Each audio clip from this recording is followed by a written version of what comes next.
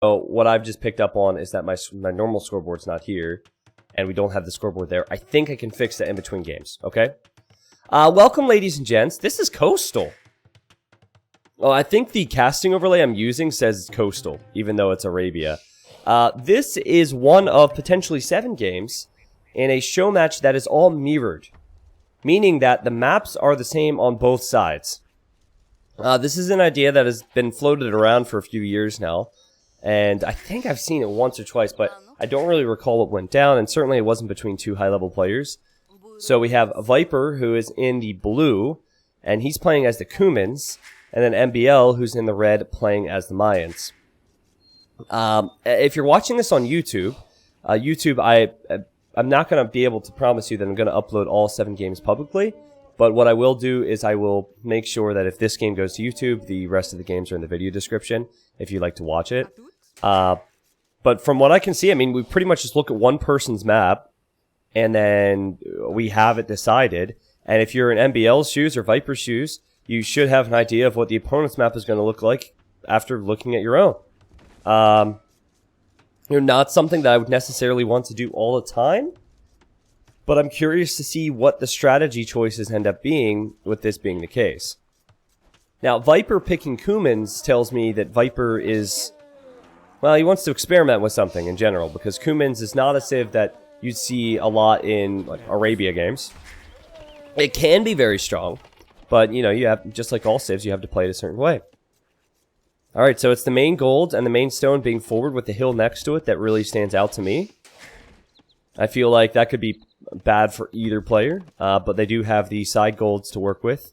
And also there's wall potential between the wood lines on the left, or in Viper's case, the right side. So you just scout half the map and then you have to find your opponent, but you should know exactly where his resources are. I wonder how much this changes your strategies in game. What's interesting about it is, let's say the meta, when there's a gold and a stone like this, is to go forward and tower it. If both players try that, and both players know that that would be what most high-level players would do, they might end up not doing that for that reason.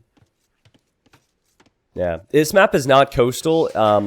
The way the casting program I'm using works is we input map names. So for Hidden Cup, it was like Hidden Cup, version 4, and then it would default to just saying Cup here. So this is going to be something that we might have that say other things throughout the day today, because the map scripts were not sent to me ahead of time to adjust that. As well as the scoreboard on top. I should be able to do the scoreboard on top. But yeah, sorry about that. This whole casting overlay is fantastic, but it definitely works differently than anything I've ever used before.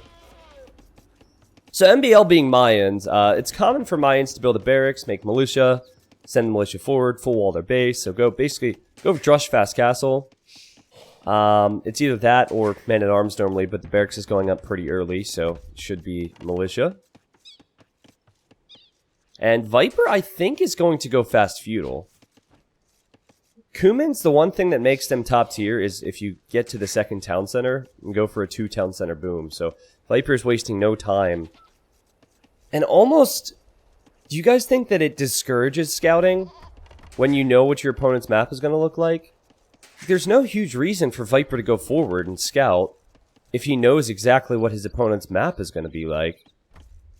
So I think it does discourage scouting, which kind of promotes deer pushing. How did he not find these? The invisible goats, man. Hidden goat 2. Yeah, so I think it's like Viper's gonna want that food, so we can go for this build. This is a DE bug, by the way. Villagers just stopped working after chopping a tree. There we go. All right, he's down the sheep, and then here come the militia for MbL. Now for MbL, he obviously knows the same thing.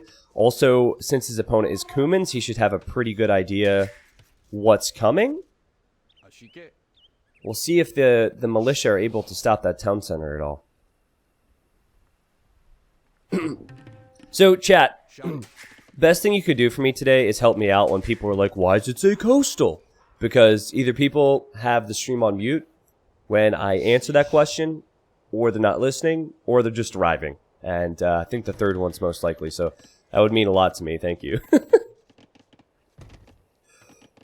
Yeah, you still want to scout what your opponent is doing, but you know what Kumans are going to do, and you know what Mayans are going to do. That's the thing. Uh-oh, Viper needs to save his Vil. Oh my god! Welcome to the Showmatch, MbL. Welcome to the Showmatch. Your eagle has now been trapped. Viper is disgusting with quick walls. Actually, this might end up working out for MbL. Okay, now Viper has another... What? What? Hello? This is silly. He wants to do it again. You wouldn't see this.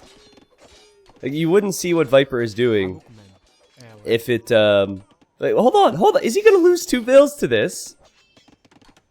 Okay, he loses 1 villager, but now the other one's stuck here. MbL will be fine with this.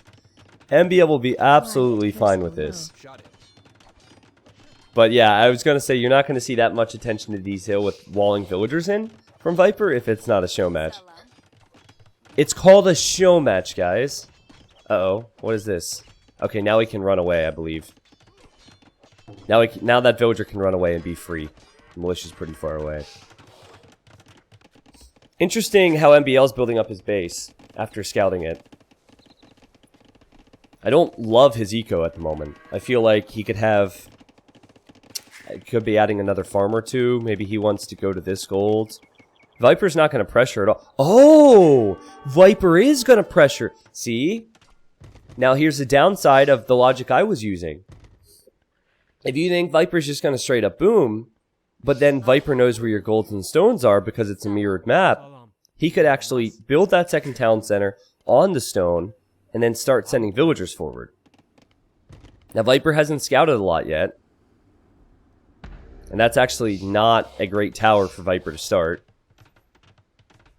Okay, Viper's just sitting there. He needs to check the golds, I believe. And he realizes that MbL is not on that gold. And now he's got to look at his own base and say, okay, there's a gold here. There's a gold here. So we should scout the sides and see which gold he is on. Okay, now things are looking a lot better for MbL if he gets those walls up. I do have concerns, though. He didn't take his zebra. He didn't take his ostrich there, so I don't know if he's going to have the food income. And if Viper's able to get another tower up, let's say on the farms, it could hurt MbL's food income even more. What is going on right now? Viper's on stone at home, and he's going to build a mining camp on MbL stone. This is interesting. MbL's building houses and palisade walls. MbL thinks it's a town center drop coming from Viper. He doesn't know that Viper already has that TC. Oh, and MbL could possibly snipe another villager here. What a wacky game. just stupid. I think that Vil can make it back to the TC now. Alright, well the towers are going to be nice. I'm really surprised Viper built that mining camp there. Yeah, she should be able to make it to her town center. Now what Viper should do is not garrison now. He should wait till he gets in real close and then garrison, just in case. Yeah, okay. MbL is paying attention, but if MbL wasn't for a second, and he assumed there was no TC there, it would have made life rough for MbL. He probably would have lost to the Eagle and the Militia. Alright, well Viper has 31 villagers, so does MbL. This villager, they're both not warmed up. Like, Viper just clicked his go back to work hotkey, and the units were still out here. They just got online, you can tell. Like, for a big tournament, they prepare for an hour or so before. Yeah, okay, Viper loses that villager. Bit sloppy. Bit sloppy. MbL's now on the way to Castle Age, which for Viper is not going to come for quite some time. Ooh, is MbL going to sneak Vils? I would really like it if MbL sent these 2 Vils forward and built archer ranges over here, or maybe even on the hill. That would make... Well, the downside is you then don't have anything to defend. So you need to make sure that your one tower does enough. But yeah, you wouldn't have had the archers out anyways, so Viper's tower still would have been continuing to go up. I think MbL's going to do exactly that. I think... Actually, it'd be very much like MbL to build a siege workshop. Instead of even going for archers, it'd be just like MbL to go for Maganels. I remember MbL would, I remember a game, I think, versus Tato, where Tato went Kumans and MbL went Aztecs. And MbL was like, this strategy's so stupid. All you need is 2 monastery and Siege Workshop. And then the enemy dies. So I think he might be thinking something similar with Mayans. The downside is Mayans do not get near as good as monks. So I think instead he might go eagles in siege. Yeah, he's definitely waiting for a siege workshop, right? Because he has all that wood. Okay. Another thing to remember is the Castle Age towers get more HP, so there's no way that this tower will be taken out. That was a perfect tower. How can we salute MbL for that tower? That was sick. Defended the wood line and also defended all that gold. Now, Viper's probably expecting crossbows. MbL knows that town center is there. Viper has 10 more villagers. But when you're pumping villagers into each and every town center, and you have 2 of them, that's a whole lot less food you're going to have. So, you know, if you defend, eventually your vill count's high enough, and then you win the game because you have 20 extra vills bringing in resources, and then you can make whatever. But Viper was not expecting this. This could have really hurt him. What does Viper even do to engage against Mangonels and a few spearmen? There's not much you can do at all. You could go... Normally I'd say you could make a stable and then go scouts, but not if spearmen are mixed in. Alright. So... that surprises Viper, and you could just kind of tell Viper's like, uh-oh. Uh-oh. This isn't good. This is not good. He has a lot of villagers on stone. We can't really even make defensive towers against the Mangonels either.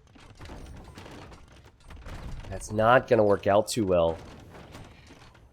What does Viper have planned? Sorry, just sipping my coffee. Been trying to fix my sleep schedule lately, so this is kind of like morning for me, even though it's close to noon. Alright. TC's halfway down. Viper has to commit to repairing this. What will Viper do? Great job from MbL to go with the forward push like this. This is again the downside of going into the 2 TC boom, because you stay in feudal age long term, but also you tell your opponent what you're going to be going for just by picking the Civ. Uh-oh, Viper. Oh, Viper, this is not good for you, Viper. The Eagles are here. MbL will be repairing his Mangonels. This is the Vill difference. This is the Vill lead that he has. If he takes out the Mangonels, I wonder what happens, though. Let's see here. How many villagers will he have after this attack? He's losing Vills still. MbL is desperately repairing the Mangos. Oh, big shot. Okay. 11,000 subs now. Holy shit, dude. Congrats. Well, you know what? If Viper just wants to weather the storm, maybe that was the best play. They were just extra villagers. That's probably what the king in the town is saying. Oh, just throw the extra villagers out there. We don't need them. Our economy's good enough. 46 vills versus 39 now. I mean, also, there were villagers here for Viper. Did he lose them all? I knew MbL was going to be making a push. I think Viper might have taken some losses over here, but I don't see any bodies. There were 5 there.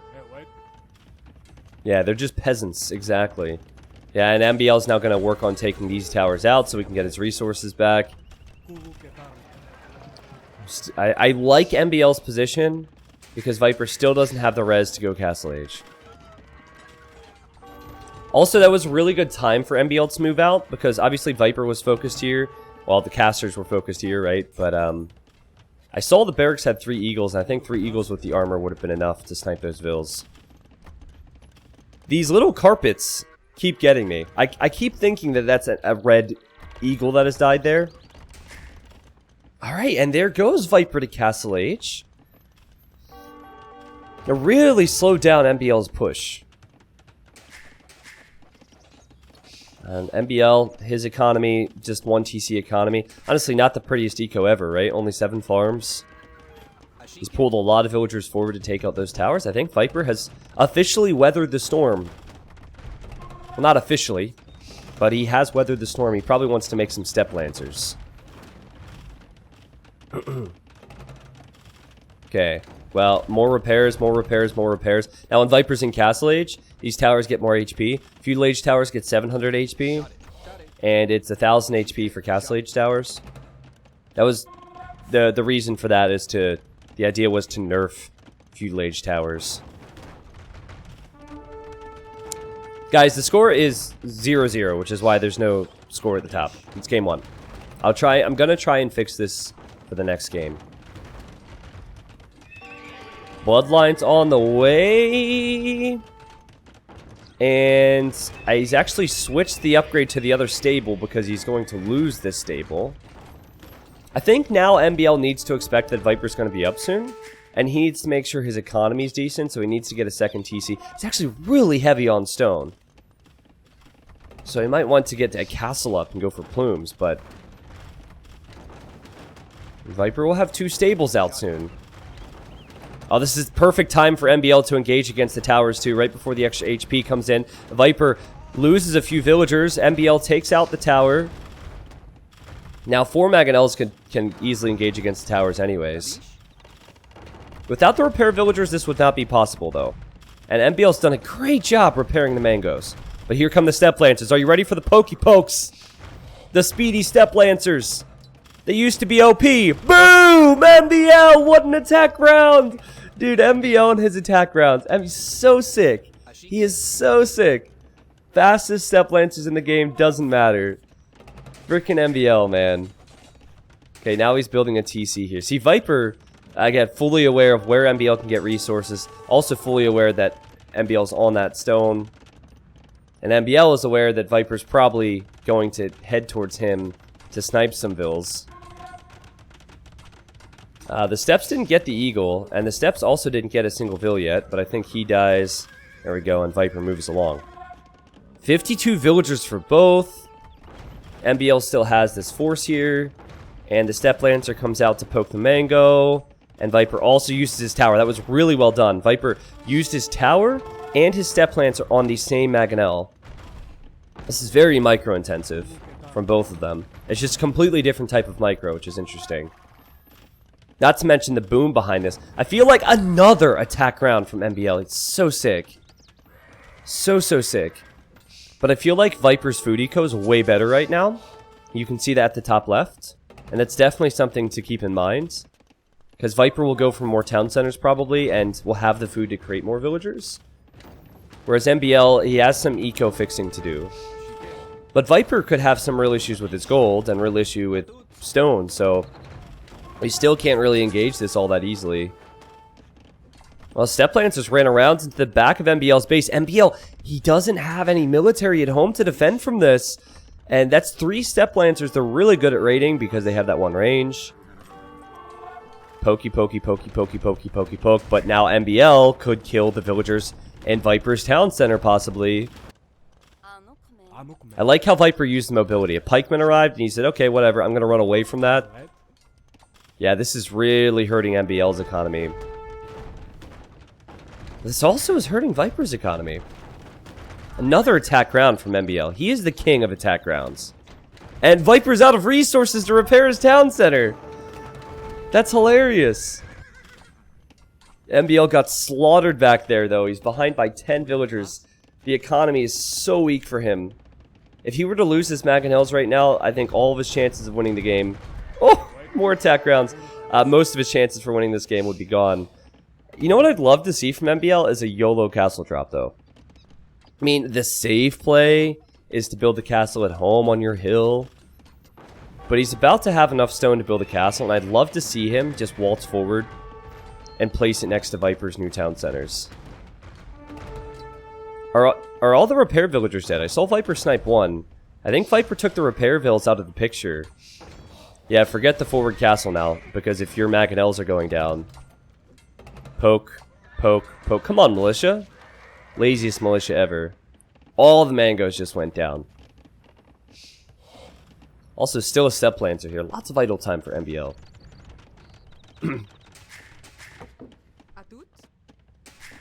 Yeah, okay, I saw that all 7 games are being played. Thank you, guys. Okay, castle's going up. 4 farms for MbL. That's just not... that's not good. That is not good. 4 farms. The step lancers are doing work! The step lancers are doing work! This could be game over!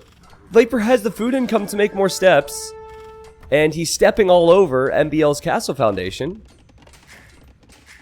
Viper's eco is not like perfect by any means, but it's definitely better than MbL's, who now has 2 working food villagers. Even if this castle does eventually go up for MbL, Viper has definitely put himself in a great position. He's microing the steps as well. I want to see more step lancers over the next few weeks, just to see where I feel like they fit. Kuman's probably the best step lancer civ because of the speed, and you can micro them, like hit and run, and you see this, the micro. But, you know, even Tatar step lancers, I would like to see and know how they perform. It's a lot of pikes coming back, even the militia's coming back. Pikes don't trade too poorly against them, it's just that one range that Viper's using really well. Okay, again, Viper comes in, sniping some villagers. He has a 20 vill lead now, and MbL will finally finish that castle. So yeah, MbL doesn't even have a wheelbarrow. And Viper is getting handcart right now. And Viper's going to make some rams as well. Viper wants to make a push for that castle. Not really necessary. But he knows that MbL has a gold over here because it's a mirrored map. And so he's probably waiting to keep an eye on that. And then he knows the other gold for MbL is going to be here. He was just in the back of MbL's base and MbL didn't have anything, so... And he knows that gold's probably gone. Oh yeah, you can get Captram and Castle Age now with Kumans. I forgot about that. Yeah, if he gets Captram, he can definitely do it. It's a lot of food. That's probably why he just got all of his eco upgrades. It's super expensive.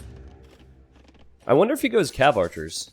When you have 69 villagers versus 46, you can kind of do anything. You could go Militia, but... Coffee's good. Coffee is good for the soul. MbL's probably so frustrated by these freaking step lancers running all around.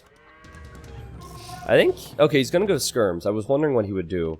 He's obviously going into range. He wanted range to counter the pikemen. I think MbL's gonna go primarily pikemen and plume. Skirm answers both of those things. Whoa! Where did this come from? 4 more Mangonels and a bunch more pikes. And Viper was thinking, well, I'm just going to push your castle and win the game.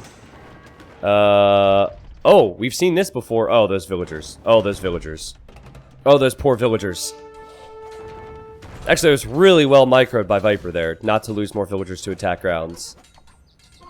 And he has the villagers to spare. They're just peasants. They're just peasants. Viper doesn't care about a few villagers. We have more to spare. Get out there, peasants. What do we not pay you for? They just get paid with survival, I'm pretty sure. I don't think they actually earn a wage. Feels bad. Yeah, skirms are on the way. Viper has the ramps. I don't think MbL's aware of the siege. It's kind of hard, even if you're aware when you're this far behind, it's kind of hard to know what to do against that either. Capped ram and Castle Age is so beastly. That's a lot of capped rams. I don't think MbL can do a dang thing about that. Notice I said dang because it's a Sunday and my grandma might be listening. Alright, Viper's adding more farms. Yeah, 8 capped rams in Castle Age. And MbL has a militia and a plumed archer to defend. How do you think that's going to go? Not too well. Not too well. Yeah, that castle's going to go down. MbL still has Pike Mangonel, but the peasants are back! The peasants are back! That's so hilarious. See, Viper now, he realizes that these villagers are probably just going to die, because if you run away, he's going to get hit by Mangonels, so he just sacrifices them. Doesn't matter if he's also attacking MbL's base at the moment. Now, MbL will use his peasants, but MbL cares about the people in his town, but he just happens to have a whole lot less. So, he needs to run away, and the GG's called. That was an interesting game. I don't know how much of this game really... I don't know how much the map mattered in this one, right? It's a mirrored map, so it's the same on both sides. Viper certainly probably decided to go tower rush because he knew the stone and gold was forward. Well, not necessarily. That's a legit strat regardless. But I don't know how much the map mattered in this particular situation, except for maybe MbL's forward. MbL had scouted it, but you know he went for that forward, which I think was a good move. Viper was just barely able to hold on, which is incredible because MbL's attack rounds were pretty strong. I think we had some first game of the day economy for MbL though. There was a point where he had only 4 farms working, and so I think that we saw it from Viper too, right? Viper lost 2 villagers in Dark Age or something. It was a bit sloppy by these pro player standards. Alright, so I need to get the scoreboard up and running, and I'm going to tab out. I won't look to the achievements or anything, just because in Hidden Cup, I was not the one who handled the scoreboard. It was Robo. And I've seen it before. I've toyed around with it a bit, but I just need to make sure we can get this working for the next game. There was a few things I spoke to the Capture Age team about. Okay. So, it is possible... Wait, new series. See, it's possible my current scoreboard system is only set up for Hidden Cup. And I did not speak to the team about this. Like, I can get it to say best of something. I can get it to say the stage of a tournament. But I don't know if there's any way I can get... Let me message Robo and message Deco and see if we can get that sorted. And Game 2 will be starting shortly. Is it possible to get scoreboard?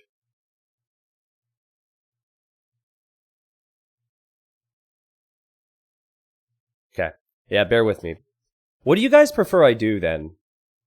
I mean, we might just have to do it without the score, which sucks. But it's either we don't use the overlay, which is really not cool because the overlay is awesome. I can update the score out here, right? That's not a problem.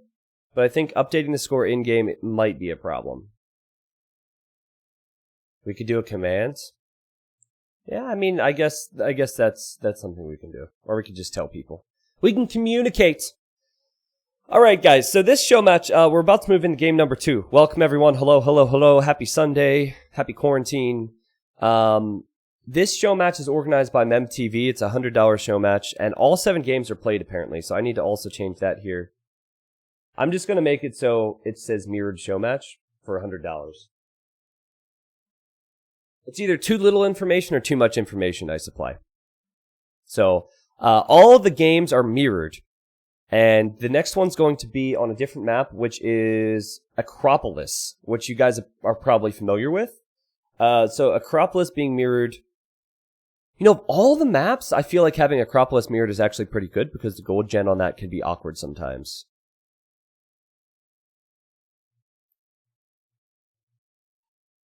Okay. Does the loser get any money? I don't know specifics as far as prize pool split. Yeah, I don't know specifics as far as the split goes. Okay, so Deco says that he's going to try and sort out the scoreboard for us for within the game. No promises that he can get it now, but I got a response from Robo and from Deco already, so we'll work on that. Alright, next game. Let's do this. We might not have the scoreboard right away, but we'll hop into game number 2 of Acropolis now. I hope we see Tatars.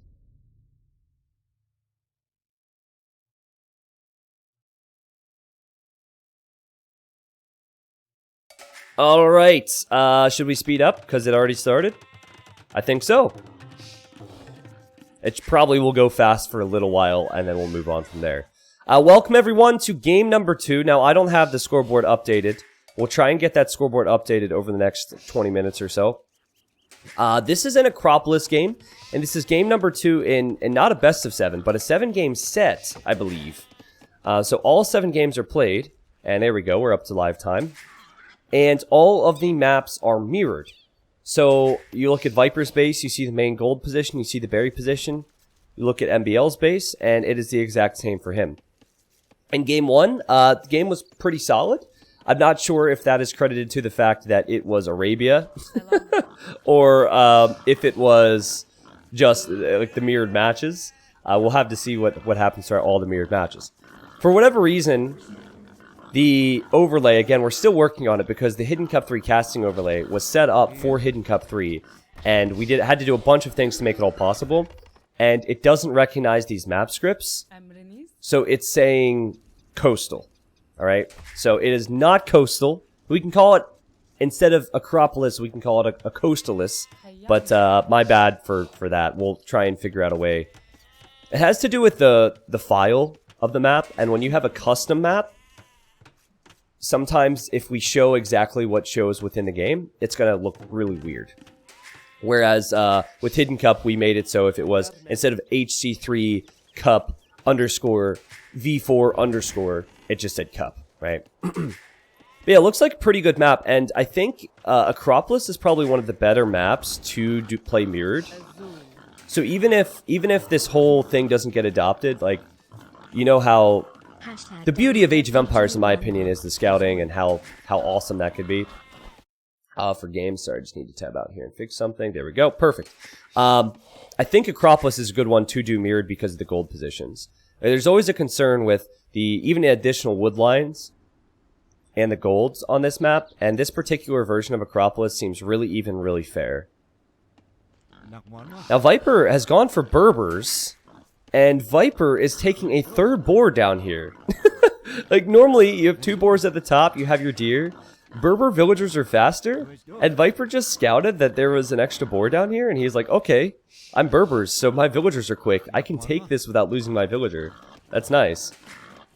So he's bringing that in now. And it's Tatars for MbL, and it's Berbers for the Viper. Fascinating. I wonder if Viper will opt for some type of a fast castle now. It's very risky. But maybe wall and stay on top of your hill. Yeah, second lumber camp indicates he might want to go for the fast castle.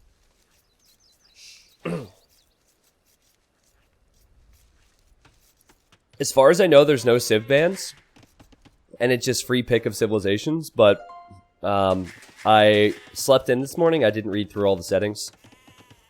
I mean, Berbers is a solid pick for this. If you think your opponent's going to pick Tatars, picking Berbers is not a bad play. And also, it's a show match. You know, if this was Hidden Cup 3, players would be more particular. Like, it depends on the player, too. Like MbL and Viper are really fun for show matches, in my opinion, because they're not necessarily going to pick the same civs every single time for every map. Especially Viper, right? Like, Mayans is kind of a common pick for Arabia, which MbL did in Game 1. But Viper, he recognizes it's a show match, right? And it's meant to... It's basically, it's not about the money, it's not about the pride or the bragging rights or anything like that. It's about having fun and putting on a show, both for viewers and also himself. He wants to have a good time. So MbL has gone up on 22 pop with Tatars. This looks like a scout build for him. And Viper has gone up as well on, he's gone 21 pop. So I was actually incorrect on it being FC. So we'll see scouts, and Tatars do more damage when on top of hills, which is a big reason to pick Tatars right now. They get more food per their sheep, so MbL has so much sheep remaining. MbL is also going to gold right now. That's interesting. He's going to gold, and he doesn't even have a barracks. There's a stable for Viper. I have no clue what MbL is doing. Is he just going for the eco approach? And adding a bunch of farms, maybe? You also get Thumb Ring for free now with the Tatars, which is pretty cool. I really like the Civ. I have a YouTube upload that'll come up tomorrow where MbL played a 1v1 on Acropolis. No barracks for MbL. I think all he's doing is going to feudal to get eco upgrades, and he's going to make a bunch of farms and try and go up. Whereas Viper is in feudal age to make scouts, And he'll get the same eco upgrades, but he's investing more into producing military, which might not really do too much. Tatars get so much food that they can do double scout build opening and sustain scouts. Is this something that's viable at a high level or not worth it? I don't think it's worth it, Strider. Like, the reasoning, like, Mongols could do the same. In theory, Mongols could do the same. But the reason you don't see it is because you're investing another 175 wood into a stable that's not gonna, you won't be able to sustain production for very long. Players play all opponents for 3 games each, and the player with the most wins is the champion. So, you might be able to create 2 or 3 scouts from your second stable, but then eventually your food income stops, and then you just have a useless stable there. Whereas, if you make 1 stable, and then you put 175 wood into farms instead, it can be much better. Now, at lower levels, you float a lot more resources, so you could maybe pack more of a punch with that, but at a high level, I don't think that would be viable. Alright, so I don't think Viper's going to be having many complaints about this. He didn't overmake scouts. I bet you he's doing auto scout right now. Is this guy auto scout? Tell me it's auto scout. Does this look like auto scout? You know, Viper used auto scout 3 times during Hidden Cup 3, by the way. Fun fact. I have some facts that I'm still writing up, and I'm going to get it all public. There's facts, and there's a bunch of really cool things from Hidden Cup, as well as like a big old thank you post coming to AoE Zone, I think tomorrow or Tuesday. Okay. Alright. Yeah, he's not auto-scouting, but he is scouting. Is MbL going Keshiks? Is MbL going Keshiks? Salam. He's making a barracks? He's going Keshiks. There's no other reason to be on stone. You don't just make a castle and be like, surprise, I'm going Cav Archers. It doesn't work like that. He's going Keshiks. So probably make a stable. Could make a knight or 2. And then use that stable to get all the upgrades for his Keshiks. Heck yeah, let's go! See, this is what I want in a show match. I don't want Aztecs 5 man-at-arms into GG I win. I went Fast Castle into Keshiks, which no one ever does, and Auto Scout. That's what I want. That's what I want. Someone says, what is a Keshik? Well, good question. We rarely see the unique unit from the Tatars. But MbL, he used Keshiks the other day, and he won that game. And he wants to try it here too. So, the Keshik will... You earn gold when you fight with it. It's just a little trickle of gold. I believe it costs 50 food and 40 gold. It's really cheap. So, it's actually quite decent. I was thinking Viper might go to stone and go for camel archers though. And that's exactly what Viper will do. So, Viper will have... He'll have a much later castle time. However, he's scouted a lot of the map. And also you have to consider that MbL is going for a melee unit, which will not be able to break through walls. So Viper should be able to get to his castle. MbL's just kind of gone for eco approach every step of the way. He got his gold mining upgrade, he got his wood upgrades, his farm upgrades on the way. He did it in feudal, he's doing it in castle now. And it makes sense when you're going for a unique unit that costs a lot of food and gold. So you have to get 650 stone. Then you need another 100 stone for the town center. Oh, Viper just killed the deer. There's a lot you have to do, so it's all expensive, so I agree with getting those eco upgrades right away. Only downside would be delaying your town center by a bit. Yeah, Viper has a lot of this map scouted. MbL not so much, but actually it's not bad. Remember, it's a mirrored map, so if you see the right side and you don't see the left, you kind of know. Does Viper know about the Keshik choice, though? Okay, Viper saw the stone, so Viper knows that he's going to be up against Keshiks. Guys, the score is 1-0 right now, and if you're watching on YouTube, does this game not have YouTube written all over it? I think it does. The scoreboard we're working on right now to try and get working, and all the 7 games, if I don't upload them to YouTube immediately, will be in the video description. Yeah, relics are also mirrored. Wait, no, relics are not mirrored. Wait, are they? No, they're mirrored. Yeah, everything's mirrored.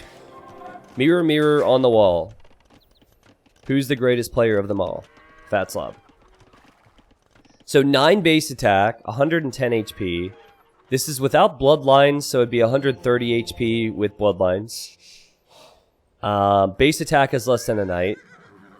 But the cost is less than a knight. And also,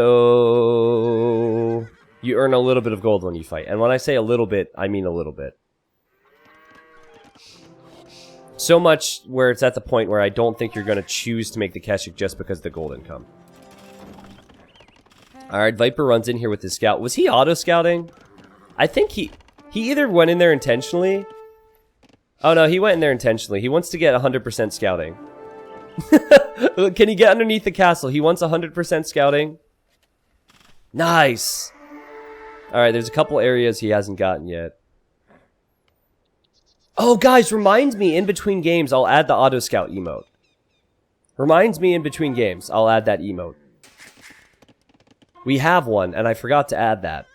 We have the some of the new emotes since post-Hidden Cup. But MbL's just booming here, guys. He knows that the strength of the Tatars can be... Well, I think he knows that he can't really pressure Viper. And he knows the strength of his civilization comes in with a big boom. In post-Imperial, though, what's better? Camel Archer and Heavy Camel, or Keshiks and Cav Archer? These Camel Archers that Viper's making, I just love how we have the clash of the unique units here. The Camel Archers are a counter to Cav Archers, which is one of the stronger options for the Tatars, so I feel like... I don't know, I feel like it could be difficult for MbL. Yeah, we could see flaming camels from MbL, that's true. I like how MbL's getting these relics. Viper should not allow him to do that. Here comes Viper, he knows the relic's gone, and surprise! The Keshiks are here! Viper just wants the monk. Uh-oh, did my game just crash? Okay. Nice micro from MbL to save that weak Keshik so he can heal that up. Yeah, MbL will be on 2 relics. Please zoom in on the Keshik, sure. Well, now I'm zooming in on his rump. His rumpus. Turnarounds. They look amazing. They kind of look like they should have 1 range. Like the Step Lancer. But they look really cool. Yeah, I like it. Now, it took Viper some time. But he has the Camel Archers out now. He has decent numbers. At this point, you have 5. You can start hitting and running and actually... You can continue to take engagements. T90 is greater than Viper? Thank you. You know, there's a guy on my Hidden Cup 3 highlights video last night who commented... I don't really even know what he was trying to say. But he was like... Viper's greatest weakness is T90's ego. I'm glad I'm blocking this channel. And that reminded me of it. So I hope someone resubbing for 11 months does not make people think that my ego is so great that I somehow make Viper weaker. I don't know what the guy meant. And I responded to him. I said, wait, what? And I went back later and his comment was deleted. So I don't know. I hate to see those types of things, right? It really is not fun to see those types of comments, but also I was, at the same time, is kind of silly, so... whatever, you gotta laugh at it. Eco, not ego? Oh yeah, maybe he meant economy. Alright, MbL's getting housed, just like the low elo legends we watched together did yesterday. And, oh, it could be a down castle! Could be a down castle! Oh, not the monks, MbL, not the monks, not the monks, no! Oh, that hurts so much. That castle's so important to him to protect that side. And he's still probably going to get it up, but imagine if he would have gotten 3 conversions there. Okay, I don't know if MbL's streaming his point of view right now, but whether he is or isn't, I can tell you exactly what he said. Fun! Fun! Helvete! See, I can say those words because my family members don't know what that means. Alright. Nice micro from Viper. Now, Viper has the hill. So you always have a hill bonus. And he has ballistics now, too.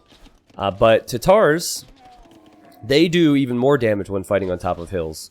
Just kind of tough to do that, though, when you have a melee unit against a ranged unit like this.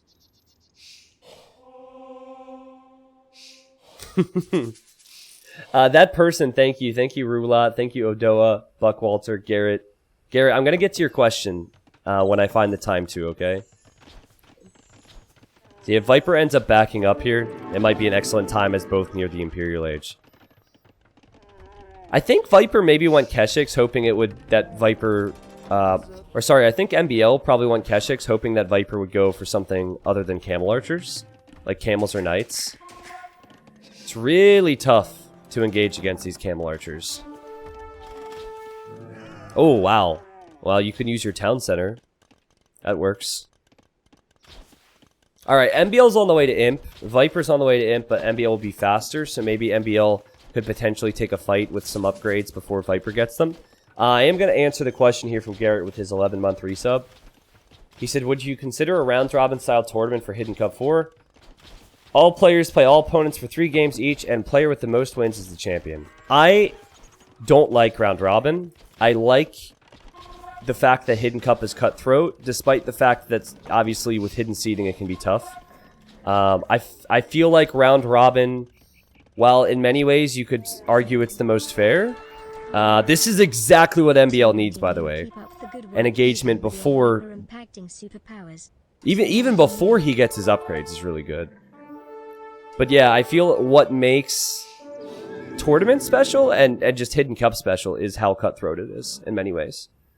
So for Hidden Cup 4, definitely not. There are going to be some events, like team game events, I think it makes sense. For other events that I might organize, maybe, but I've casted round robin events before. I've casted it before, and while I could see why people would want round robin, it definitely removes a lot of the hype, because you're like, okay, this person loses, but he gets to play again tomorrow, you know? So for Hidden Cup 4, no, I guess, to answer your question, but thank you for the thought. It's not about what one person likes, it's about what's more competitive and fair and makes sense. Well, if that were the case, every single event should be round robin. Right? I think you need a fine mix of everything, right? How about double elimination? That's possible. Double elimination makes more sense for something like Hidden Cup because it maintains the structure. But honestly, guys, I don't want this to turn into a debate on tournament structure, because Hidden Cup 4 is quite a whiles away. I have other events planned, and I'll tease you guys once I have that stuff on the way. So Viper's getting Bracer now. Bracer takes a very short time to complete, so he's actually going to complete that Bracer upgrade before MbL completes his Plate Barding upgrade, which is the armor for his Cav. I'd say the downside for Viper is that having ranged units, he needs to have all of his units in one position. That's also very good, though, because MbL, you can't fight a big ball of ranged units. So what MbL tried to do, I believe, is to try and raid and force Viper to come back and chase, and Viper might be doing that here. There's 3 relics to 3, by the way, and the gold positions in the center players are very much aware of. Oh, yep, Viper spotted this now. What's the Pierce Armor like on these? Okay. It's actually not bad. And now Elite Keshik's on the way. There's just no way for MbL to get in and do damage. It's so easy for Viper to just hit from distance. Yep. Easy, easy, easy. Okay, so with Elite Keshik, you go from 130 base HP to 160, and 11 base attack, 7 Pierce Armor on these. That's pretty good. Wonder if you mix an Elite Skirm if it makes sense. Maybe Keshik Elite Skirm? I love Viper's castle position, by the way. Now, the downside of going Keshik Elite Skirm is if Viper can afford to go Cavalier or Camel with his Camel Archers, then the skirms just get shredded. And Viper's still dominating. Even though the Keshiks take forever to kill, it's still as a big ball of ranged units. Now, I find this to be such an interesting talking point. We never see Berbers, so we never get to discuss this. Let's see. His MbL fights, he loses. Yeah, that's not great. But you notice how Viper prioritized going two castle camel archers, and now he's shifting his eco a lot more heavily towards food and gold. This is actually what I consider to be the norm with Berbers. There are many instances on more open maps like Arabia where going camel archers in Castle Age is the play, but then keeping your ball of camel archers alive, not going for elite, but then just going straight into Cavalier heavy camel makes sense. It's really interesting how that works. Now, Viper went for elite in this case, but if he was committing to going only camel archers, he would be on 4 castles already. And it's almost recognizing that camel archers do struggle against something like skirm, and then taking advantage of the cheap camels and a cheap cav. Can these Keshiks engage? Can they surround the camel archers? Let's see. Viper. Look at the... Did you see that one Keshik stuck in the front? Oh, what a fight! That was nice grouping from MbL. If you rewatch that, there was that one Keshik who was really confused. It was like he was getting pushed along. Like there were horses on a sled in the snow. Everyone forgets how cheap Berber camels and knights are. It is still such a sick civilization. And Viper is also hiding the fact that he's doing that. I think MbL... Yeah, MbL hasn't even spotted the stables. Alright, Bracers in now for MbL. It's really tough for Tatars, though, because you'd make Cav Archers with your Keshiks. But making Cav Archers against Camel Archers is no bueno. You can't do that. I mean, you can, but it's not going to be very successful because Camel Archers shred Cav Archers. So if Camel Archers are already doing good versus Keshiks, what do? Except Keshiks. Now, I want to know how good the Keshiks perform against Camels. That I don't know. Okay, MbL sees it. Certainly, he can't engage there. Yeah, he lost, that's true, there were 5 camels down here, so he does know that camels will be on the way. I wonder if you could consider going Halb. I feel like it's too slow. But maybe Halb? Keshik? The issue is more so, there's no melee range combo for MbL, whereas Viper has that. Viper's castle will go up over here, as he's trying to secure more and more resources. Murder holes for Viper. What a pleb. What a silver boy, man. Getting murder holes. It actually makes sense here, because he needs to take care of those Keshiks. Murder holes. Oh, man. Private Snowball says you should put sponsored by MemTV in the title. Guys, this show match is sponsored by MemTV. Sorry, man. I said it 3 times earlier. I try and say it throughout. I don't normally change titles for those types of things. I just talk about it in between games and at the start of them. Sorry if that bothers you. Murder holes, I think, is 300 food, 200 wood. It's actually a good upgrade. It just gets memed because new players do that a lot. Like that's their most important university upgrade in Castle Age. But it's a good upgrade to have. It's not bad. Does anyone else feel like MbL just can't fight this composition?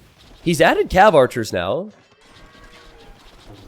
It's almost 200 population for both of them. Oh, it's 200 food, 200... See, I don't even know the cost of murder holes. That's how infrequently I get murder holes. I don't even know the cost. Okay, cost stone. I was wrong. Okay. Now, Viper has heavy camels full upgrades, camel archers full upgrades, and the fight comes in.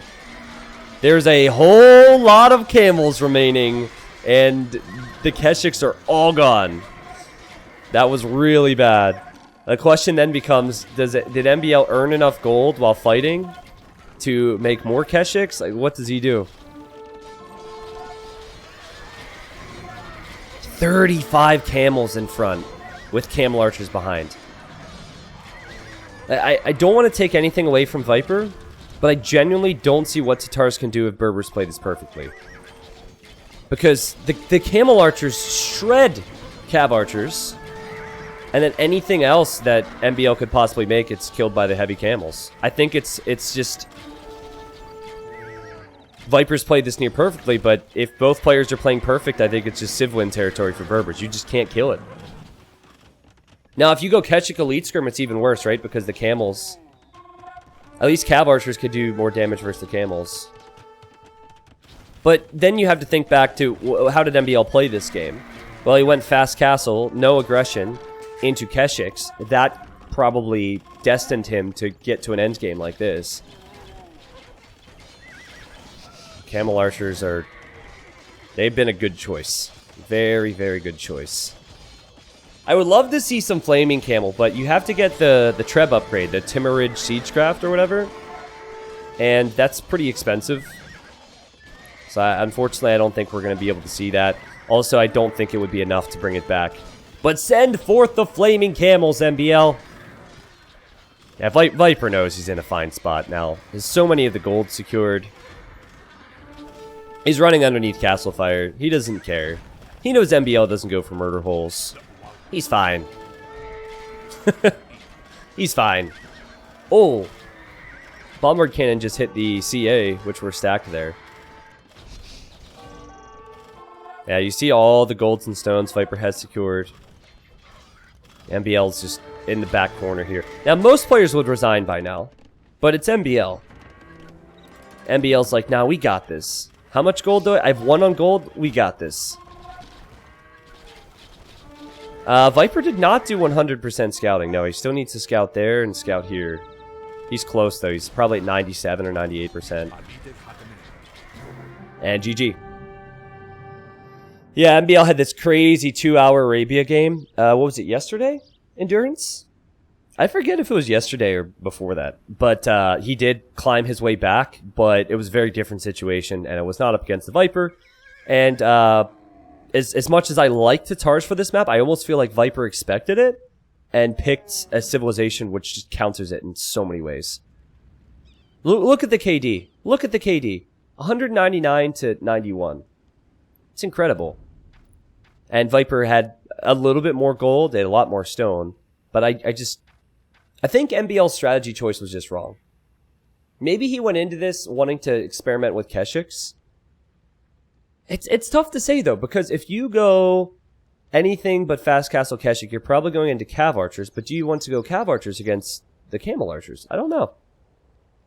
What did Viper get for scouting? He got 99%.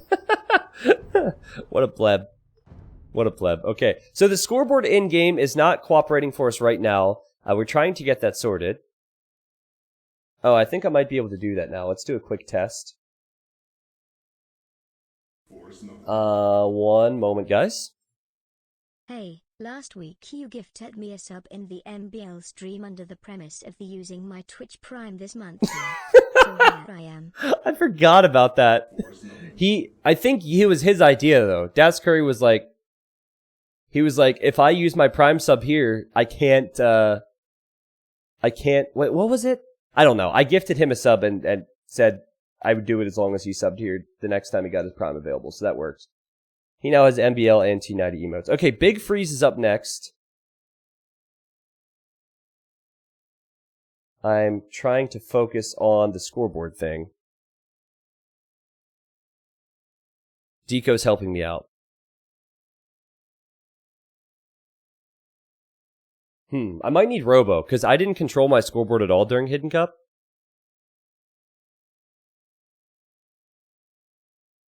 If you open the URL, you could... Just reading this, sorry. Yeah, I want to add the emote, sorry. I'm just trying to sort out the scores real quick. I can do it on this screen, but it's a separate scoreboard from what works within the overlay. All 7 games are going to be played, by the way.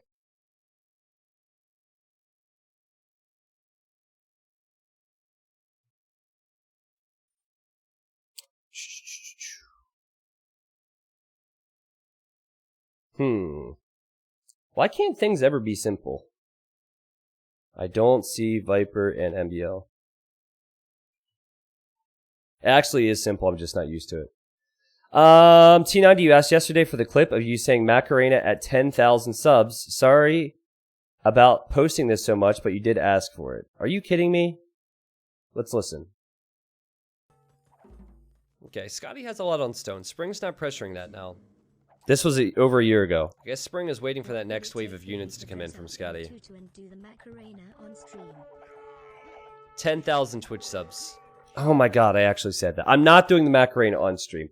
Guys, anytime I say I'm going to do something with a certain sub count or follower count or viewer count, don't believe me. It's always a lie, okay?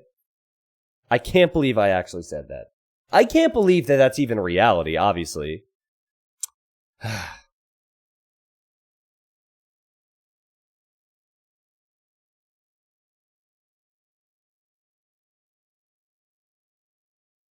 Ah, okay, I think I figured this out then.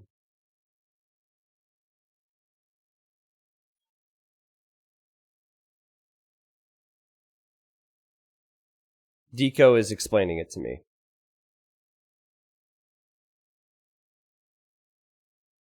Oh, I think I got this, guys. Let's do a test real quick. I'm gonna go, into... Well, when the next game starts, we'll know if it works. Alright? liar, camel on fire. Sorry. Oh, they've started game 3 already. Okay, guys. So, we've sorted out the scoreboard. We have a great show running here. We do the Macarena. Our scoreboards work. Perfect. We're going to hop into game number 3 right now. It's called Big Freeze. Props to these guys for not taking a lot of time in between games. And... Are you kidding me, MbL? Are you kidding me? Tootens! Tootens! He's gone Tootens on Big Freeze. Okay, I remember this. Okay, we casted this before. This map looks really cool. And it's basically like a combination of hideouts and arena. And then there's a lot of useless area on the sides. Actually, it's not so useless. Well, it looks cool, alright? So it's called Big Freeze. This is game number 3 in a best of... No, not best of 7. A 7-game show match. Organized by MbL.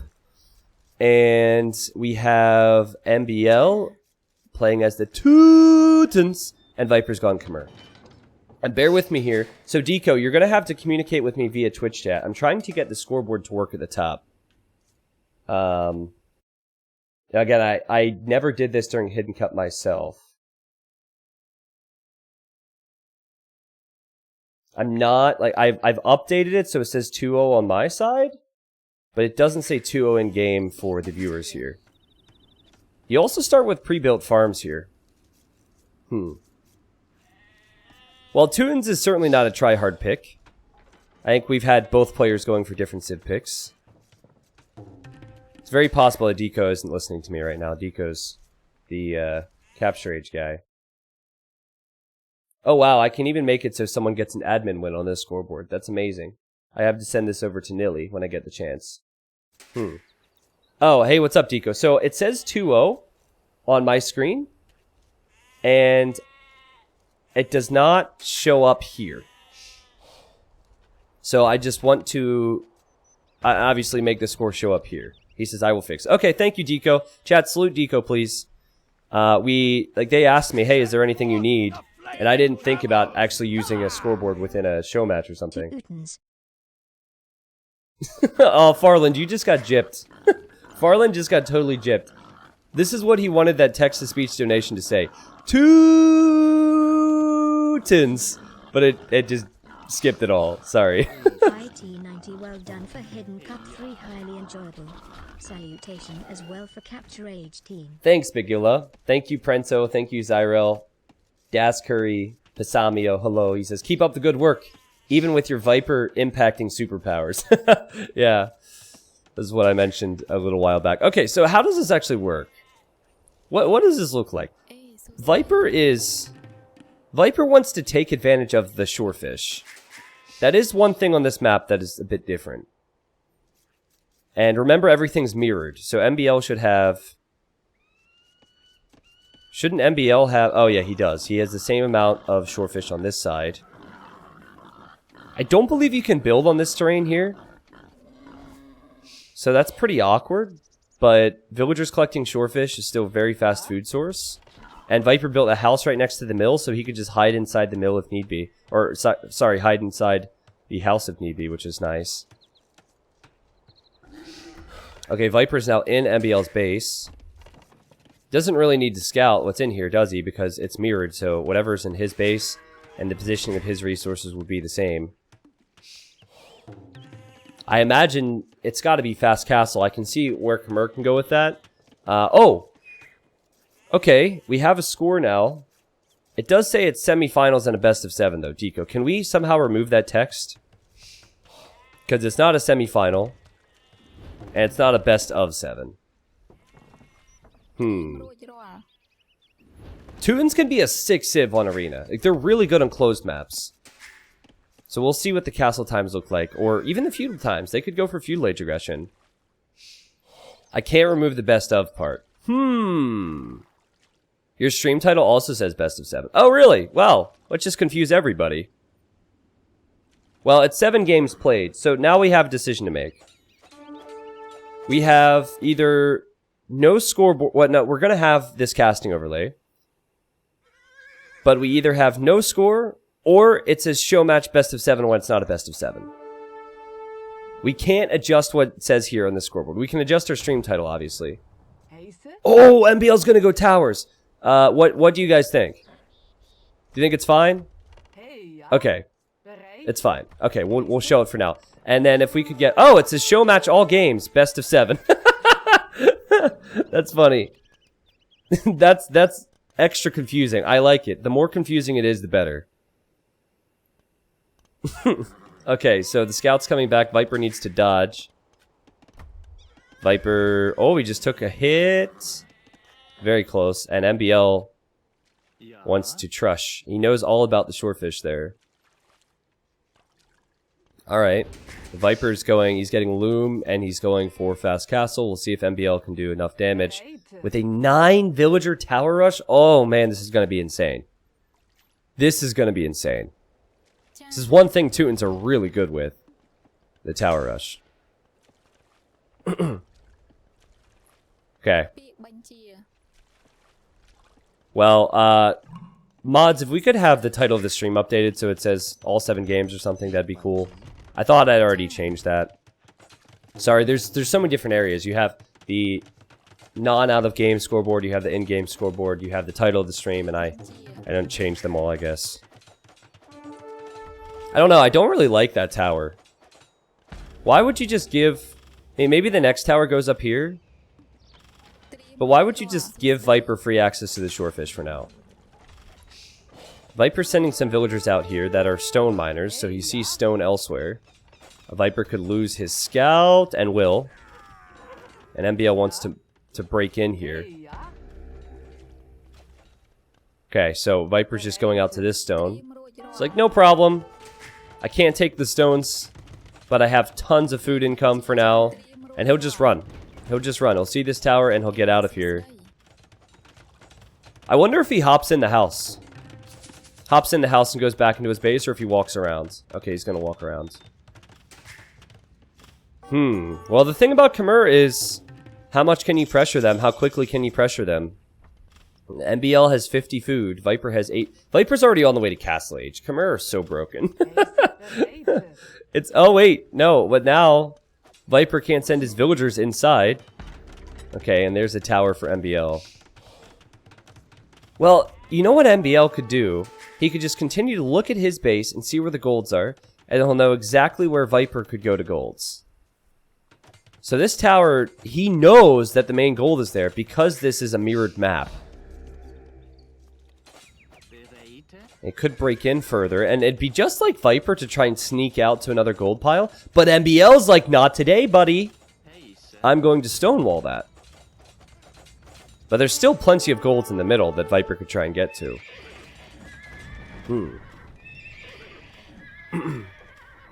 Okay. So, man, I was hoping Viper wouldn't have villagers next to his town center and that MbL would stonewall it in. Do you guys remember? I highly doubt you do. It was a random, I think it was 2 Chinese players full-on tower rush on Arabia 2 or 3 years ago. And one guy actually stone gated in the other guy's TC because there were so many towers in that game. I think it was Koreans versus Incas. And it got to the point where the person was farming in the corner of the map and it just stone gates around the TC. It was so funny. It was such a stupid game. Okay, MbL, what's he going to do now? He's making a barracks. Has not scouted the fact that Viper has a stable. Has not scouted the fact that Viper's on that stone. But now sees that Viper is in a castle age. So Viper does have gold income. He's still taking the gold right here, and MbL will just take the mining camp out. And now a siege workshop. So yeah, this is the thing. With Khmer, you can have a lightning fast castle time. 14 minutes, and then you could make Machinels, and you can make Scorpions. But in this case, I think Viper is really in an awkward spot, right? Because he doesn't have resources long term. So he needs to do damage with whatever he makes in early Castle Age, be it a Machinel, or a Ram, or an Elephant. And are you kidding me? MbL didn't close this earlier because he would have never expected a counterattack, and now there's a random Elephant running into his base. Had he re-walled that, he could have just built houses behind, but nope. Elephant is just walking right into his base. And I don't think he noticed it. I don't think he knew until now. There's also a knight on the way. Oh, disaster. Disaster. Look at all the stone walls. MbL is so trolling. It's actually great. Since all 7 games are played, I'm loving the amount of trolling we're seeing. Teutons. Teutons. And now a forward stable. I mean, Viper, he only has 28 vills. And I guess he hasn't killed anything yet. The knight is just sitting here. I love this from Viper. You see this? I don't know if that's planned. I don't know if it's that perfect unintentionally, but he's sitting his knight there just in case MbL goes out there to build a house. Look at that. That can't be planned. That's perfect. MbL is housed, but it's just MbL things. I feel like MbL is slowly coming to the realization that he needs to solve that problem. Recently on his stream, he's actually been like, he's been getting upset with himself for it, which I never would see in the past. So it's progress. Alright. See, look, he's sending spears back, and the knight's even gonna pick off some spears. Okay. Elephant's on the stone again. I mean, you'd need 4 spears, I think, to deal with that elephant. And 2 of them are quite weak right now. He's housed again. Oh my goodness, I swear. I love MbL to death. If every Civ did not have houses, he would be better than Viper. Dave and I talk about it all the time. He is the sloppiest top 5 player ever, but he's such a beast. Okay. Well, yeah, Huns. Well, Masters of Huns, the last Masters of Huns, it was Viper versus MbL in the finals, and MbL won, so. I mean, there's a lot of factors in that, but still, MbL's a beast with Huns. Okay, so, oh, I like that move from MbL. We'll take out that knight. Still has the elephant to deal with. It's a big tanky boy. And he's still in feudal age. Viper has 3 scorpions, and he has a Machinel. I just don't see how you kill this with feudal age units. That's my concern right now. Viper just casually built a town center over here on this gold, so he's had that gold income. Does have to leave the stone now, though. But now there's stone over here that he can take, right?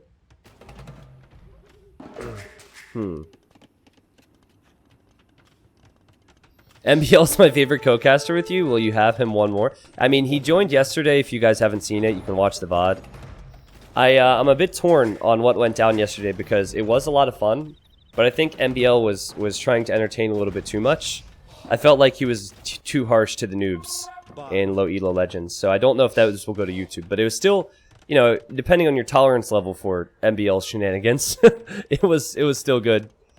But yeah, I think this game is over here. Yeah, I think like it wasn't. I don't think he was trying to be mean, so to speak. I think that he was trying to be funny, and sometimes the lines blur a little bit. He, the thing... Oh, quick wall, quick wall, quick wall. Thing about MbL is I also think, and this is the same with a lot of people, they feel some nerves when they come in front of a bunch of viewers, too. So they might feel like pressure to perform. So... I mean, the food eco is good for MbL. He gets his tower up. Just how can he push the town center?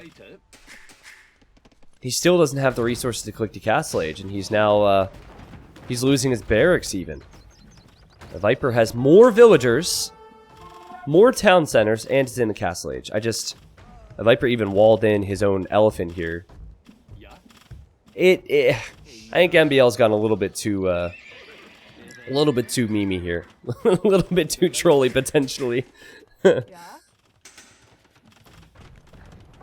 Normally, I would say shame on Viper for picking a tryhard civ, but then again, Viper went Kumans, Berbers, and now ended up on Khmer, so...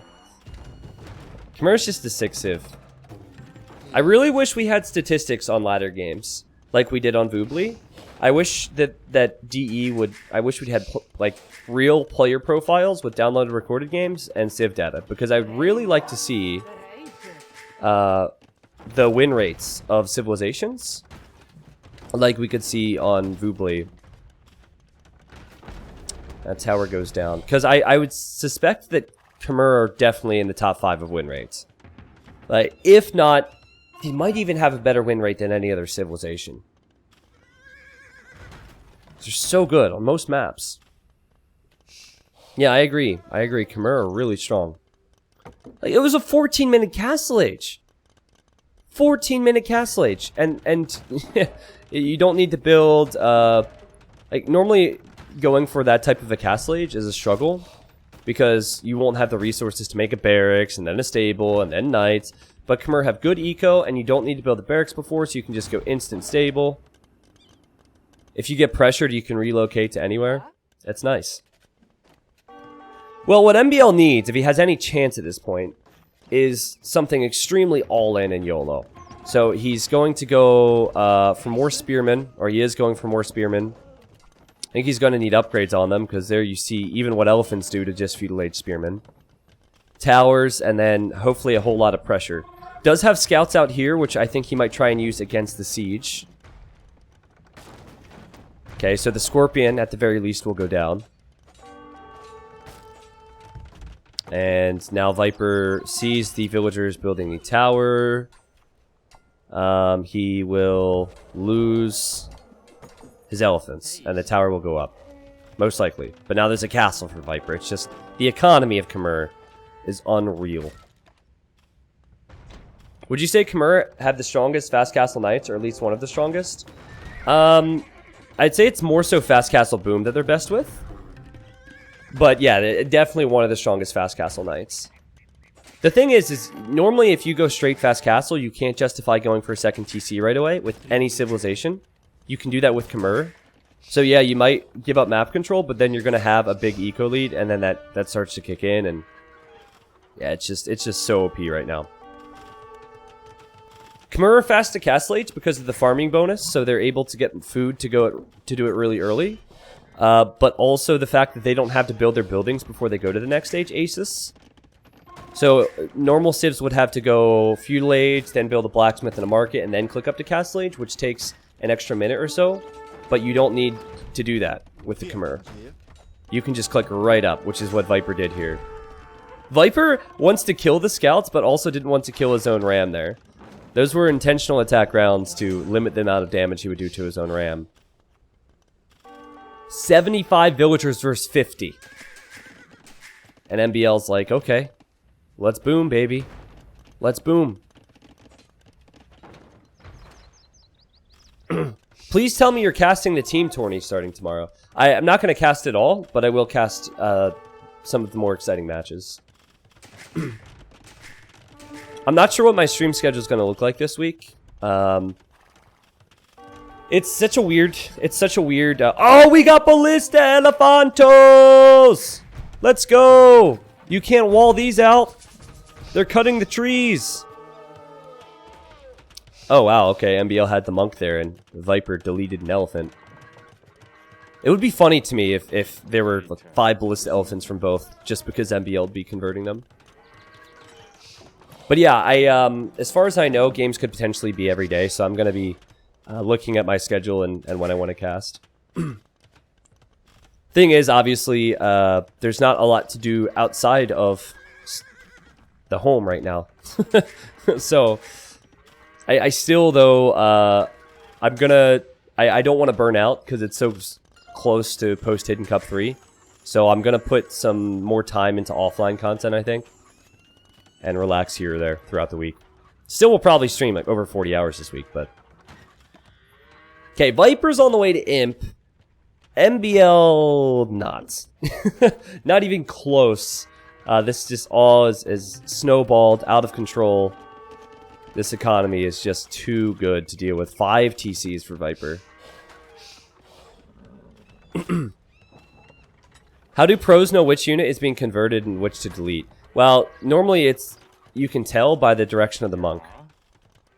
So in that case, it might have been Viper, and also the range too. So Viper started to run away, and he could still see the monk wasn't chasing, it was still standing there, which implied that it was within that 9 range, which was the back elephant.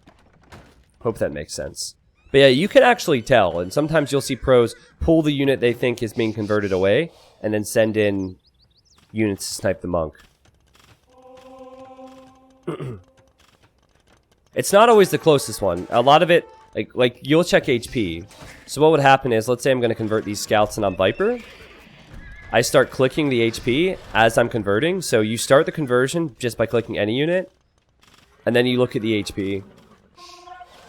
But yeah, and if it's full HP, you switch to the one that is closest, because that is also the most difficult for your opponent to flee with.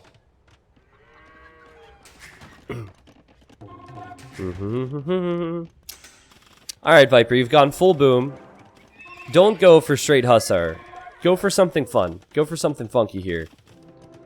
I think he's going to go straight Hussar. The smart play with Khmer, even if it's up against Pikes, just go straight Hussar. It's just to apply pressure and give yourself even more time to boom. It's so interesting how, even on maps like Arena, where there's stone walls, players still open up with Hussar first, make use of all the food, buy themselves more time, and then they make a big tech switch into something really expensive like elephants or scorpions. Viper could go for a lot of things and win this game right now. He's so far ahead.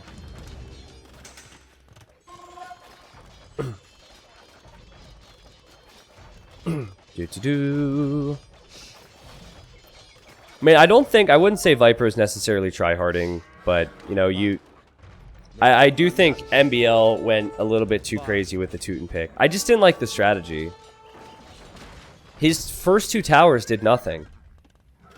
I feel like at lower levels, you can try and tower rush to take out, like, deny stones.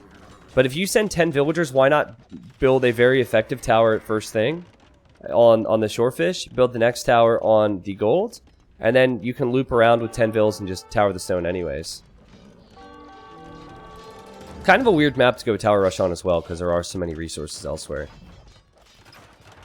Alright, MbL's on the way to Imp. Yeah, Viper's going for double crossbow. Nice. Is he going to go ballistas? Or does that mean he's going to go scorpions? Heavy scorpion. Okay, I like it. I like it. I like it a lot, actually. It's really good against Teutons.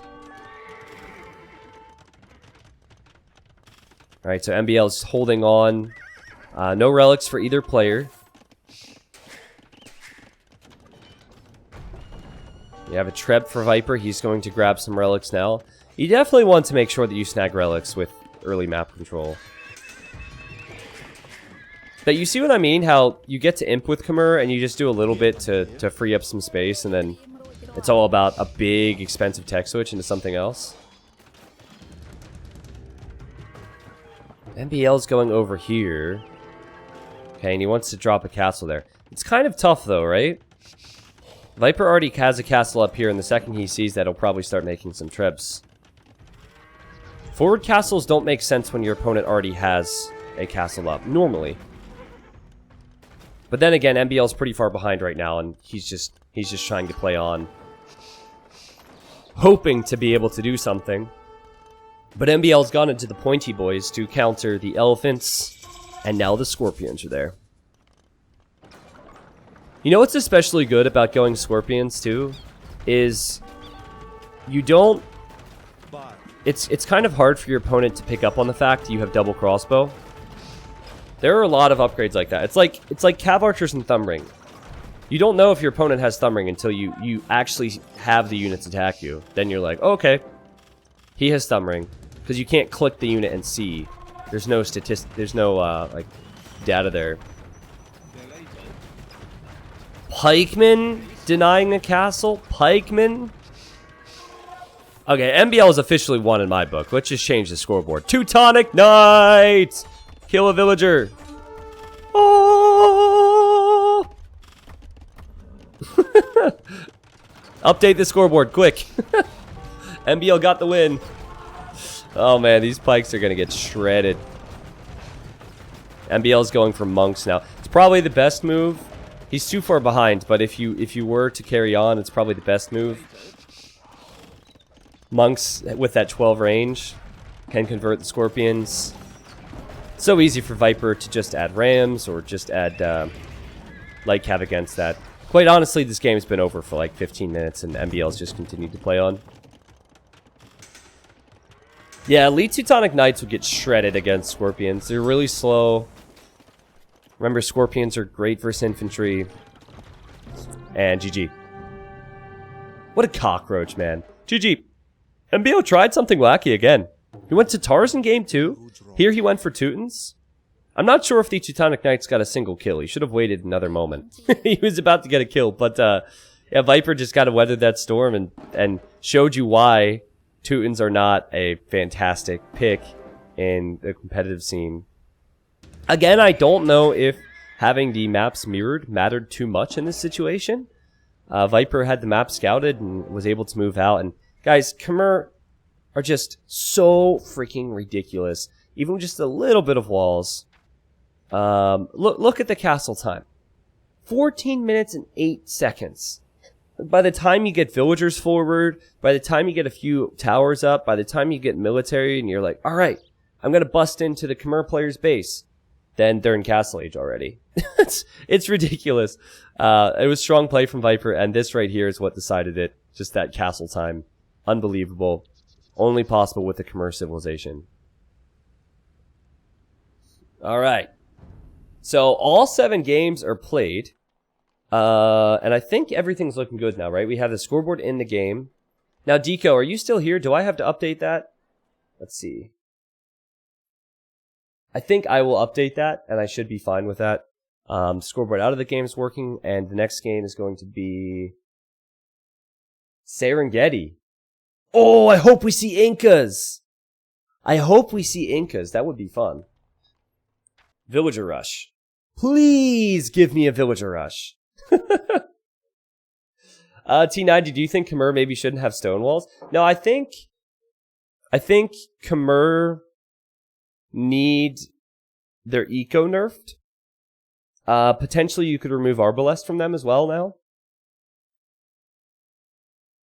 I would really like to see Incas. Because Serengeti's a very open map. And if you go all in with the Villager Rush, could be a whole lot of fun. Alright, let's do it.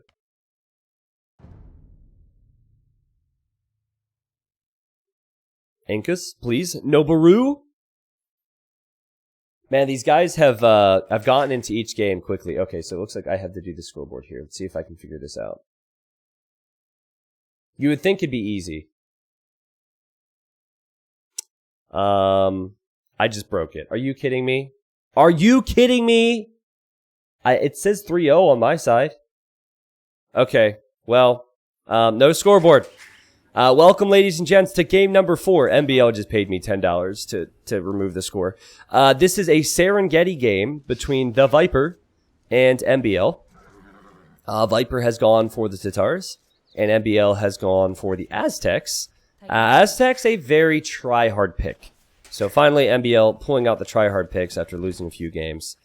Now, this whole show match is sponsored by MbL, who had maps created, I think, by Krazini. Yeah, it has to be by Krazini. And they were mirrored maps. So, meaning that this gold position is going to be the same as Viper's gold position. So, when you scout your own base, you have a great idea of what your opponent's base is going to look like. Now, Viper's gone for Tatars, which is a fun civilization to toy around with right now since the buff. Most of the changes in the latest patch have affected the Tatars. Tatars have always had more food per sheep. Tatars now get Thumb Ring for free, which means you can go for a lot of Cav Archers with them. They also get the Flaming Camel, of course. And maybe Viper will make Flaming Camels. Oh, I hope Viper makes Flaming Camels. That would be great. It's a very open map, and it's very difficult to deal with the Civ like Aztecs on a map like this. Because Aztecs have one of the strongest men-at-arms rushes in the game. Very aggressive Civ. Now, on Serengeti, you get 1 elephant, which is 400 food, and you get a lot of hunt. So, ostrich and zebra. Oh, that's true. Flaming camels are kind of worthless against mesocivs. Don't they counter... They counter calves, so they'd counter... I think elephants is what they're best with.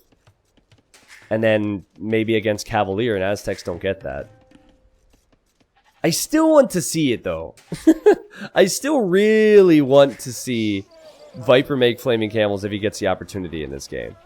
I don't know. That would be a flex of all flexes right there. I think MbL is probably not going to allow him to get into that position.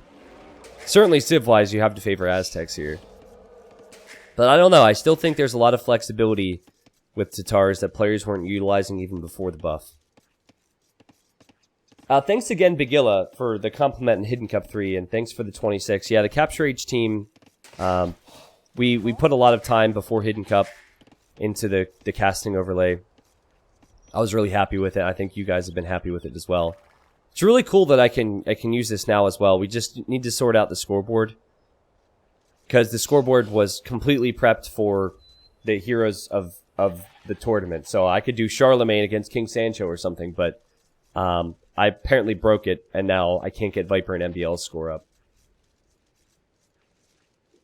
But it's no worries, we can work on that. It's my fault because they said, they asked if there was anything that needed to be worked on. That way I could use it for regular streams.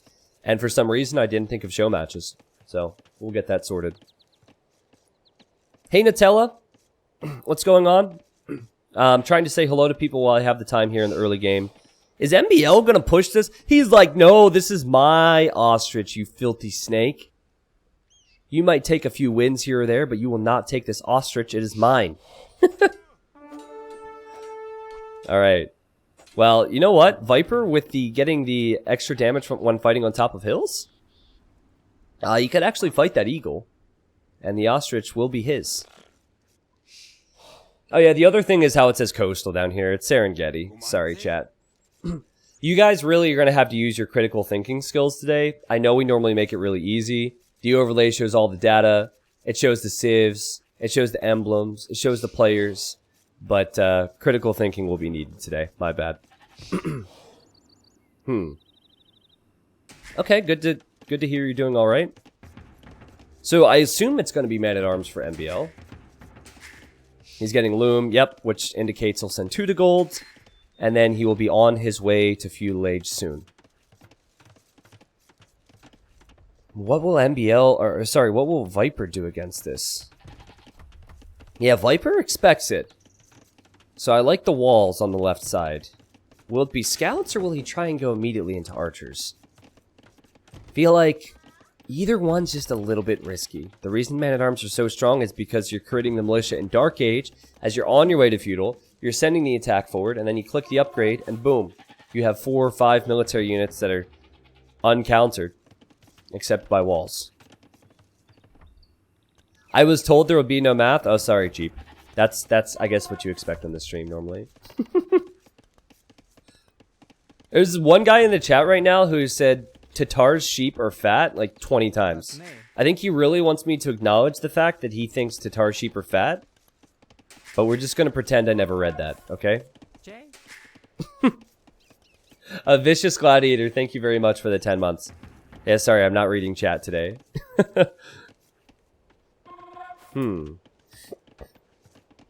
Oh, 3 on gold. Okay. So Viper will start off with archers. Now again, the downside of archers is you have to wait for the archery range to be built before you even get one. It takes a lot of time. Why did he leave the goats here, by the way? What if Viper gets those? Tatar goats are fat. Don't allow that.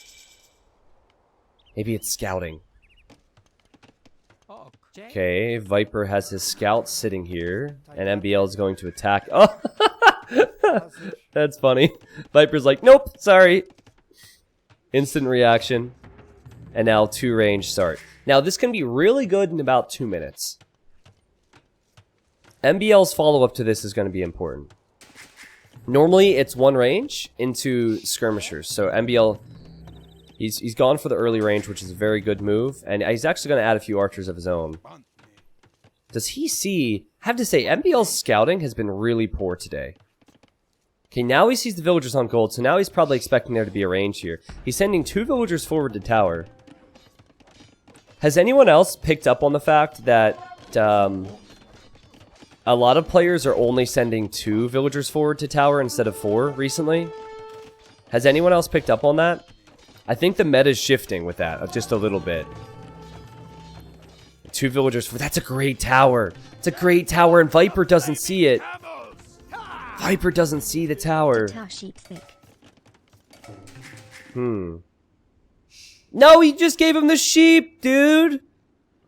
The fat goats. Viper has your fat goats now. Why did you leave them there? You're supposed to be a lamer. That's a great tower, though. That's a great tower. It denies stones. It denies a wood line. That's huge. And can you see what Man-at-Arms have done? Yes, Viper has archers, but Viper has no map control whatsoever. Viper loses that scout. And MbL will, he knows what's coming. So he's going to be sending the skirms forward. I like how MbL has had 3 villagers collecting the ostrich and the zebra. But, you know, this is always pretty dangerous when you're up against someone like Viper because they're such a huge micro nerd. And also Tatars do more damage when fighting on top of a hill, so there's a lot of little hills on this map. Like here, MbL's not going to have fletching or armor, and Viper might consider taking the fight. And, hold on. Hold on a second. Viper took the fight against the Man-at-Arms, and now he's... Oof, that hurts. That hurts big time. He's lost 2 of his early archers. So, you've pretty much seen the downside of going straight archers. Because you've no way to pressure your opponent early, and you give up map control. Meaning, a tower can go up, you can't do anything about it. Meaning, the skirmishers are the easy switch for the other player. At lower levels, I think going straight archers and learning that build is fine, but at high levels, Man-at-Arms into skirms completely counters it in a lot of ways. Now, if Viper's food economy is good enough, he could maybe mix in a few scouts there.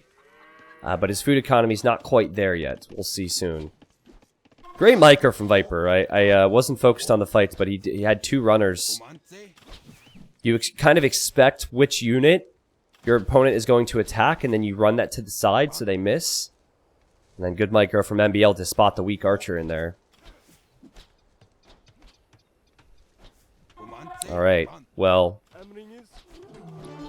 Again, good work from MbL to weaken an archer. Viper will try and keep that archer alive. I swear, I can't cast from MbL's point of view because he gets held so frequently. It actually makes me sad. If he had a designated house builder, it would do wonders for him. It would work wonders. I just can't. Good dodging there from Viper. Good dodging from MbL as well, and MbL will take the hill.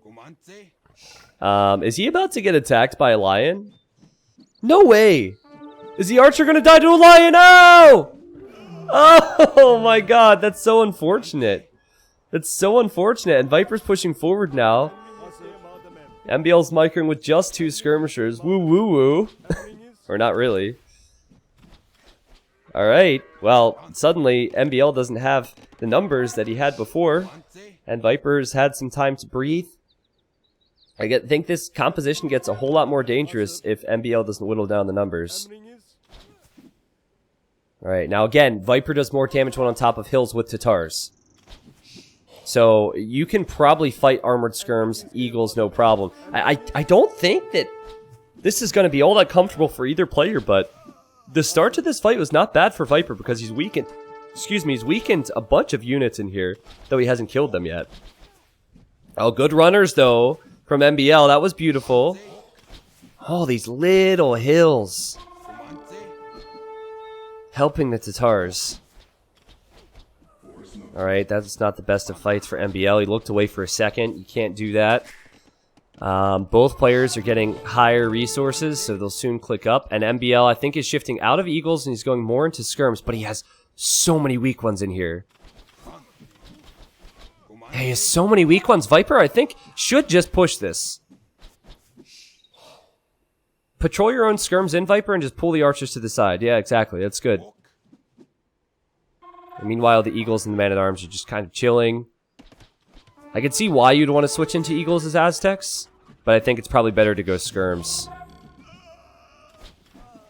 MbL just wants to take the archers out. Then Eagles would be a lot more successful. Oh, the dodging from MbL. Way to redeem yourself, man. Right, MbL will click up. Man, this is a close game. Look at that! Look at that, man! The Castle Age times are virtually identical. The Vil count's virtually identical. The KD, virtually identical. The split from MbL. This is amazing right now, guys. The only thing that separates the two is that MbL lost a unit to a Lion. Oh! Look at this! It's not every day you see a player out-micro the Viper. You just saw that right here. The Viper's just holding to his hill and hoping that the hill bonus will be enough. Good micro, good micro, good micro, good micro. Really sick micro from MbL. I think Viper might consider going Knights now. Because... oh, he's still making archers. Yeah, I'm not sure... if you lose all those skirms... you're kind of expecting your opponent to possibly go Eagle? Like, MbL's going to go Eagle, and I think Knights might be better than going Archers. Okay, yeah, he's adding the second stable. We're going to see 2 stable Knights. Maybe he'll make Step Lancers. And Crossbow as well. Interesting. Yeah, Scale Mail's on the way. Now, what you commit your resources to in early Castle Age is really difficult. So... you need, what is it, 250 wood and 140 gold? I forget, but elite skirms are expensive. Also takes a long time for that upgrade to come in. Then you need 200 food and 100 gold for Bodkin Arrow. Or you need that same amount for the second armor upgrade for the Eagles, and then you need the Eagle Warrior upgrade, so... man, really unfortunate for MbL to not catch those archers out. Because he might actually assume that Viper's not making any more archers, and they were right there, he just didn't see them. Yeah, he sees the stables, so he thinks, okay, well, he's not going to make archers anymore, but there's actually archers on the way to his base. I don't think MbL will expect this. This could hurt so much. And I'm not even sure, not to take anything away from Viper, but I'm not even sure that was really good play from him to have his archers there. He just got fortunate that they weren't spotted, and MbL was just passing them. I'd expect Viper to just try and get tons of Vil kills here. And he has made a few steps. He's adding a second town center now. So Viper should gain a pretty big eco lead. You have to think that if he squeezes in or squeaks into the back of this base... MbL's not expecting this. Oh, this hurts. This hurts. Plus you have the thumb ring upgrade, which is very helpful. Surprise! Boom! Yeah, get it nice and... oh, dude, no! Oh, MbL. That's so smart from Viper. You run beyond the units, so they have to run past the crossbows. Oh, and he can't even house wall either. Well, he is. He is attacking here and killing some villagers, but I think the Step Lancers will kill everything that's there. And now MbL doesn't have units here to kill the crossbows. That... I just feel bad for MbL there. Like I said, Viper's crossbows were sitting on the hill. MbL just ran right past it.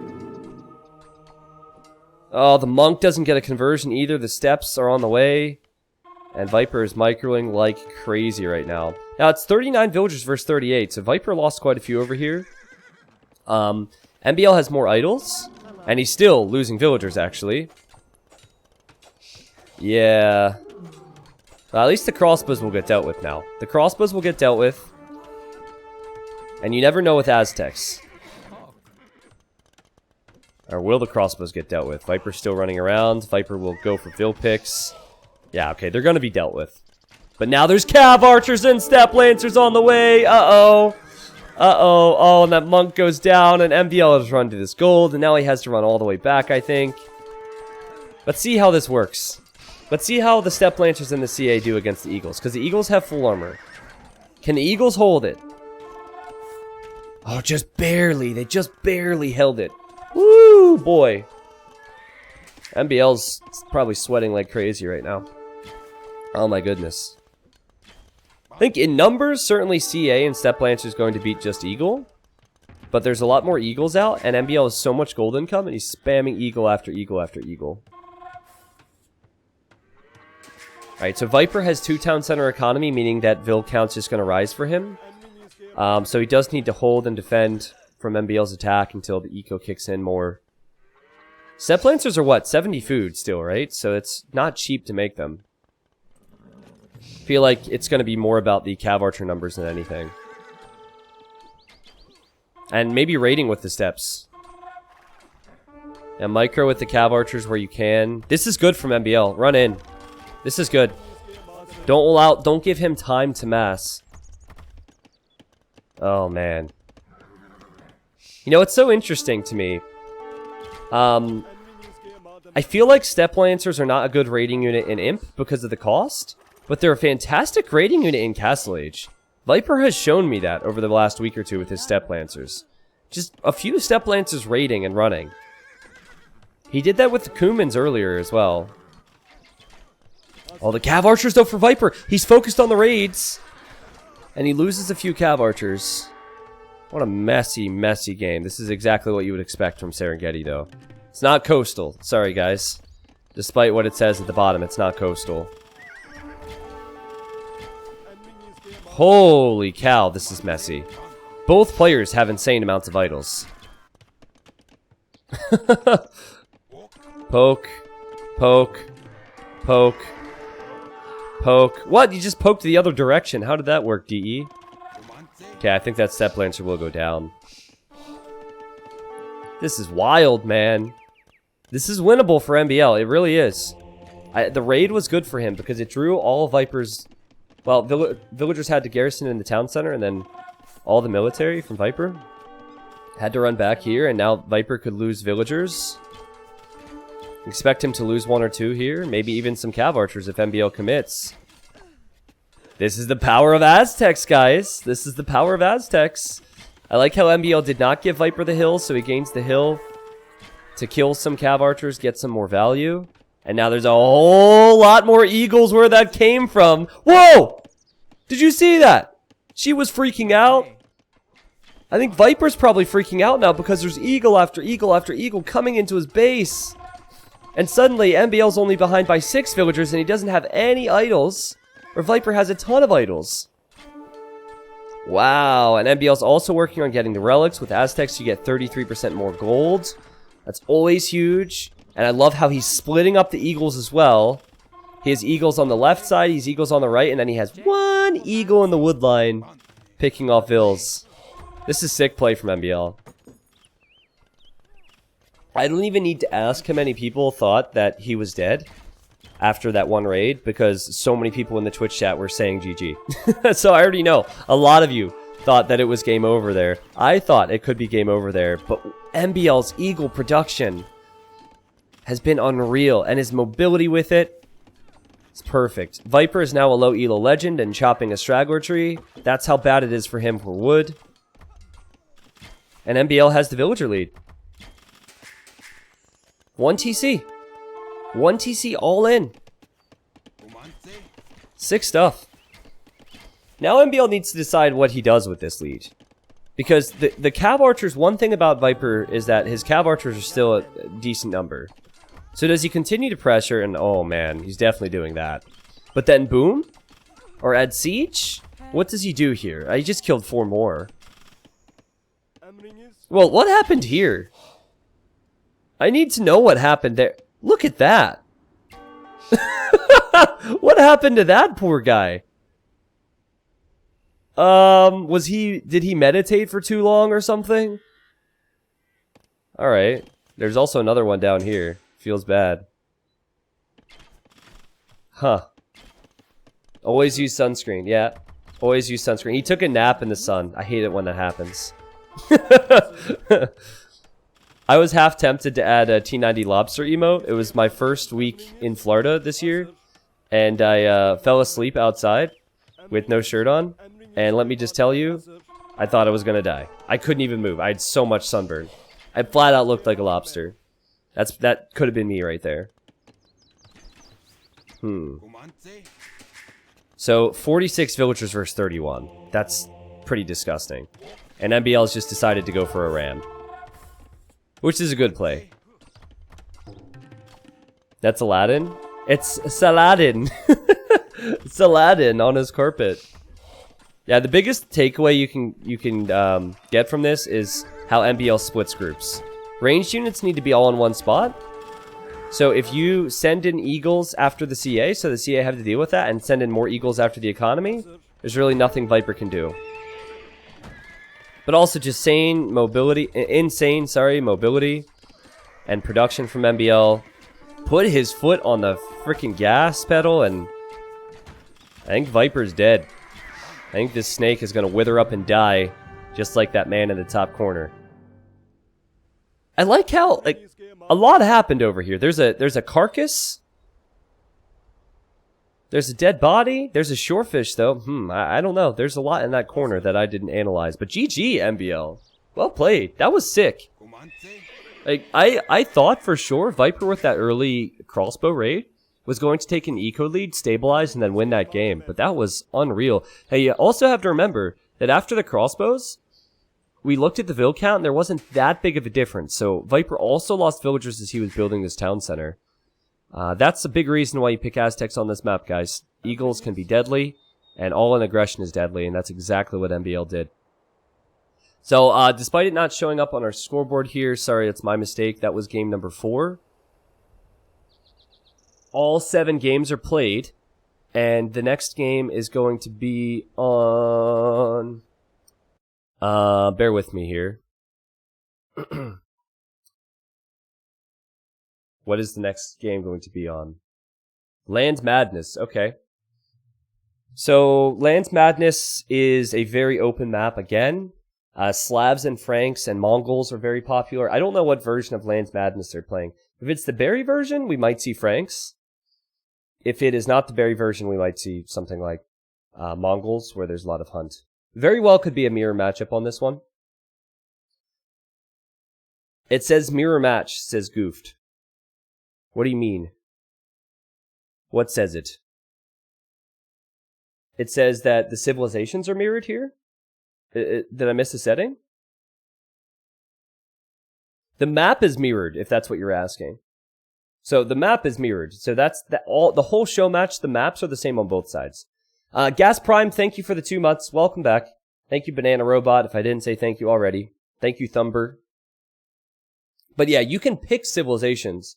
I think on Lands Madness, as far as tryhard civilizations go, you got civs like Huns, Mongols, Franks, Slavs, all very good civs. But there's different versions of this map. I'm not sure which one they're using. Okay. So let me see if I can fix the scoreboard while we're at it for actually in-game. See, I get it to say 3-1 on my side. And I don't think it says 3-1 with my casting program. That's what's weird. I'll toy with this after the stream today or something. Oh, the new emote! The new emote! Headlats! Yes! Headlats, I saw your message while I was offline, by the way, man. My pleasure. One thing that I don't talk about a lot is that if I have always struggled with anxiety and depression, all types of things. We've all gone through hard times, right? And I think you guys might not realize that I might have similar struggles to some of you. And so he messaged last night and basically said that he appreciates the content and that I helped him. He said I was a light in a dark time. So my pleasure, man. My pleasure. Okay, so we can't add the emote because they've started the next game. I'm so sorry. I get so sidetracked trying to fix the scoreboard and everything else. These guys are starting the next games immediately. It's incredible. It's not something you would normally see. Okay, here we have it. It's Slavs versus Mongols. Cool. Well, score is 3-1, and all 7 games are played.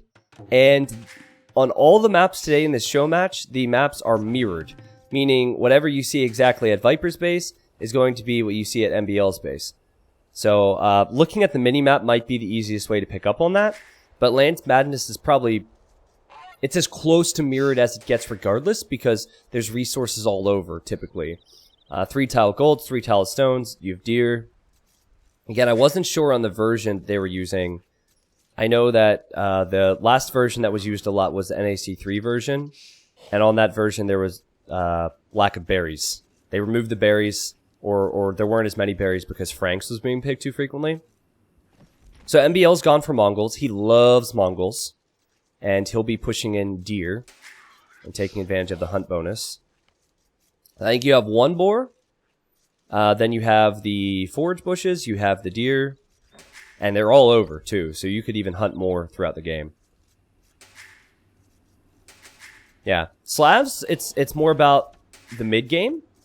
So if Slavs weather that Mongol storm, because Mongols have that fast feudal time with a faster hunt, Slavs tend to be a stronger pick until maybe the Imperial Age, where both civs are pretty even.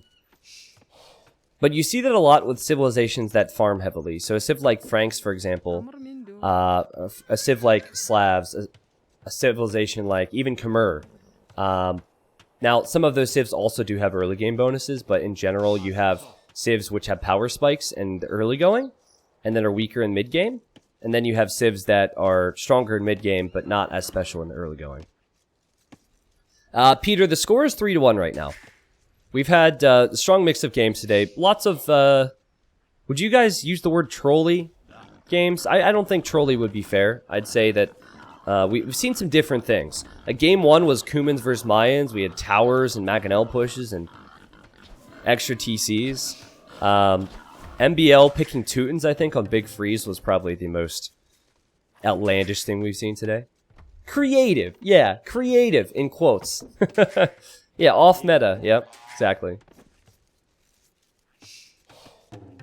So I imagine it's going to be scouts for MbL, and I'm really curious about how Viper is going to keep himself defended from it. I have to say, the terrains look really pretty on this one. I think this looks a whole lot better than some of the other versions. Okay, so you'll notice this little stone terrain. You can't build on that. So if you want to wall in your village, you have to wall like this. You can't wall there. That also prevents you from building town centers easily. Alright. What is that noise? Do you hear that? Is it a bird? Is it the goose? Honk! I don't know what it is. Oh, Viper just ate some TC fire with the scout. That's really, really bad. I think it's one of the birds flying around. I don't see it. No, it's not Lorena, George. Get out of here. Jeez. Whoops. That's my conversation with Deco. My bad. I have so many things in my second monitor right now. I had to reposition it. Thank you, Duck Trouble, for the 100 biddies. We need a T90 distracted emote for sure. Okay, so Mill for Viper. He wants to take the deer. And after that mill is completed, he will spike up a lot in food because each villager has 34 food in their hands. Viper brought MbL's scout back to his TC, and MbL knew that was happening, and MbL dodged the town center fire. Nice play. Did MbL get loom? I like this. He did not get loom. Now, obviously, you want loom later, but if your opponent's not going to be in feudal age as fast as you, and their scout's weak, there's really no risk in not getting loom. But it is funny, though. Sometimes pro players forget to get it, because 99% of the time you get loom before you go feudal. So they'll just go feudal age, yada, yada, yada, yada, and then you're like, oh no, I don't have loom. It's always funny when that happens. Is AoE 3 worth it in your opinion? I mean, it's worth it if... It depends. It's worth it if you like it. You're really not asking the right guy, because I've played primarily Age of Empires 2 only for years. But if you think it'd be good, I'd say it'd be worth it. Isn't it discounted right now? Then again, I don't know if you want to buy it, because the AoE 3 Definitive Edition beta is currently out. Though I don't know if everyone can get access to that. For me, I would say it's worth it, even though I don't really know the game or like the game that much, but... Yeah, it depends, man. Sorry about that. Huang-a-long-a-ding-dong! Thank you for the 7 months. 19.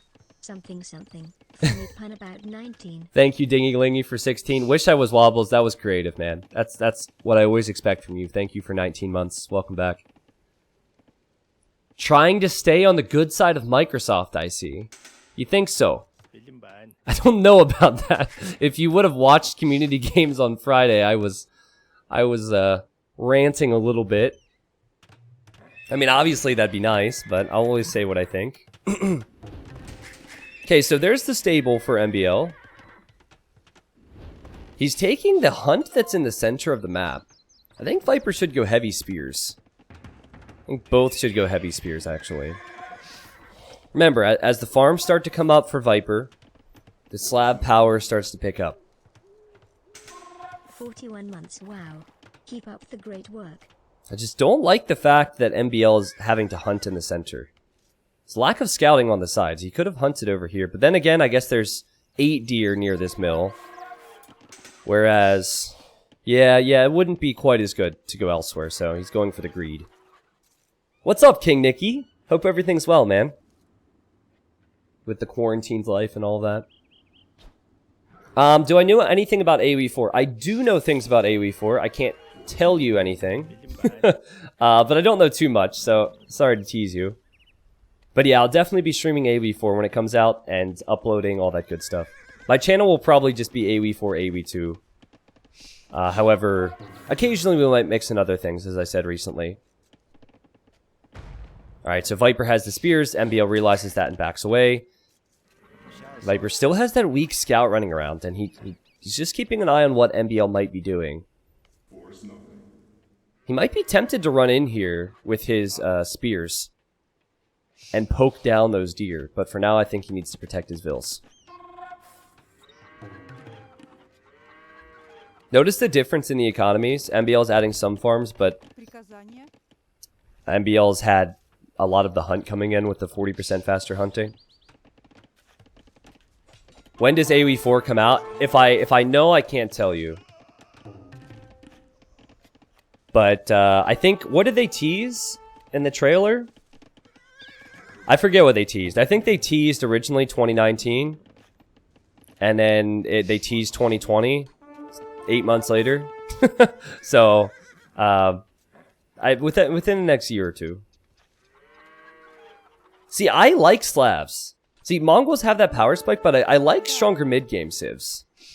And Viper did poke down some of the deer, so now they're dead. Can't be hunted. It doesn't seem like that power spike from the faster feudal has done too much for MbL, does it? Now, there's a decision to make here for MbL. Do you switch into archers, or do you go for the very greedy play and take stone now and try and go to Castle Age and make Mangadai? Personally, I think it's way too risky to do what he's about to do. I think the smarter play is to build an archer range, mix in archers against the spears, OMG is so good. and then go crazy with feudal age still. But what MbL's doing is the greedy play. And he's sent these 4 villagers onto stone. Now, from this point on, Slavs should be better than Mongols until Mangadai come out. So this is why I'm kind of scratching my head. Why, when you're going to be giving up good map control, do you give up further control by not switching into archers?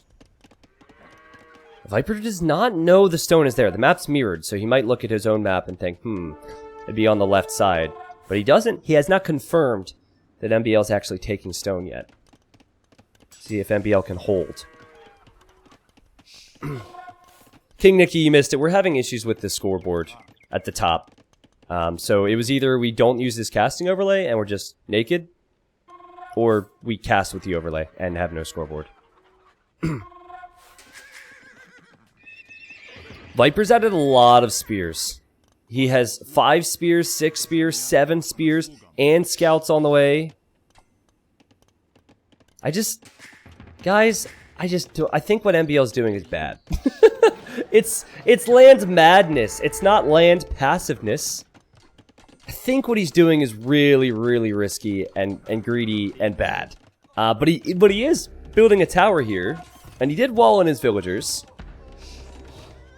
He has no military. Lost his scouts. Doesn't have enough spears. Now for Viper, he knows what MbL is gonna do. He has all these scouts to try and pressure. This will be all about MbL's ability to defend here. You send in 1 spear, it goes down to that many scouts. You send in the next spear. Well, there are some weak scouts in here. Okay, there we go. MbL holds. Oh, also Viper's losing spearmen to the town center. Nice. He lost a lot of spearmen as well. Ah, see, I think what MbL wants, or what Viper wants, sorry, is to tower behind this. Or even behind the wood line. See, it's really hard to wall this map because of this terrain. You can't wall on that. So you can't really full wall your base. Which is why what normally happens is, you go scouts into archers, and you play more heavily into feudal age. And then if you secure the map, what you can do is you're in a fantastic position to go to Castle Age behind it and add knights, camels, Mangadai, whatever. Viper is going to go heavy feudal age, guys. He just got scale mail armor for spears. The tower's only good after fletching. Okay, now he's getting fletching.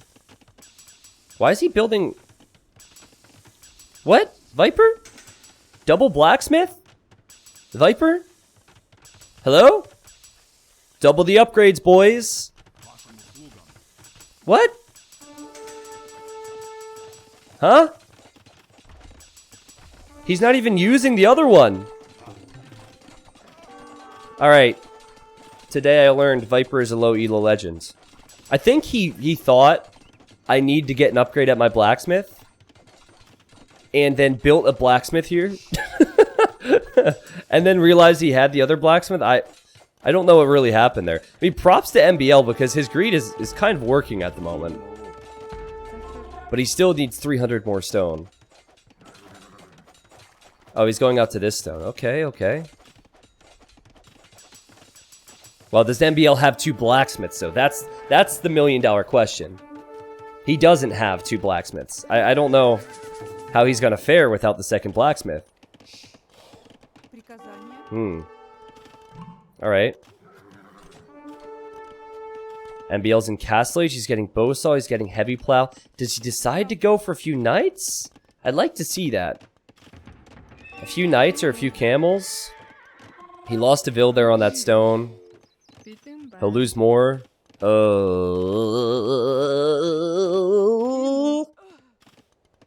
Guys, it brings me pain when someone gives up this much map control. It brings me pain. But it's MbL to a T. I call him the cockroach for a reason. He's so good at staying alive in awkward situations. And that applies to like coming back and winning games, and that applies to being greedy so he can get to a strong position and then win the game. Viper researched Man-at-Arms. He didn't get supplies, though, which is disappointing. What's he want here? Another barracks? I think he... Look at Viper's food count, man. Slabs are insane. Slabs are insane. Maybe knights and pikemen? Why did he get man-at-arms, though? Oh, yeah, supplies is free for slabs. Duh. Duh. Low elo caster. Lil. Okay, I think he wants pike and a few knights. And MbL. Is he building his castle? Where's MbL's stone at?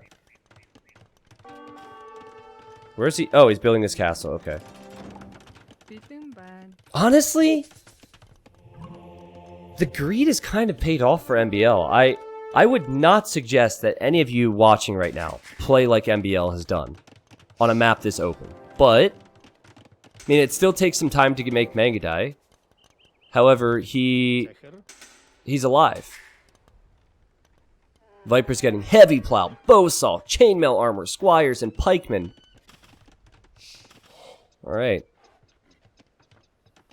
Now, the passive castle forest is good because he doesn't have a real mobile military yet. So if Viper were to raid with knights and you build your castle on the front, you're still exposed back here. So this is a good castle spot. Protects your farms, protects your woodline, protects your gold. Current score is 3-1. Alright, speaking of raiding, look at this. MbL comes in with some knights. He sees his villager's already weak, and doink! Nice. Can get another one. Doink! Beautiful. So now at this point, MbL actually has a villager lead. I don't know what Viper wants to make. So he got all the techs. Longsword, pike. What exactly is the plan for the snake?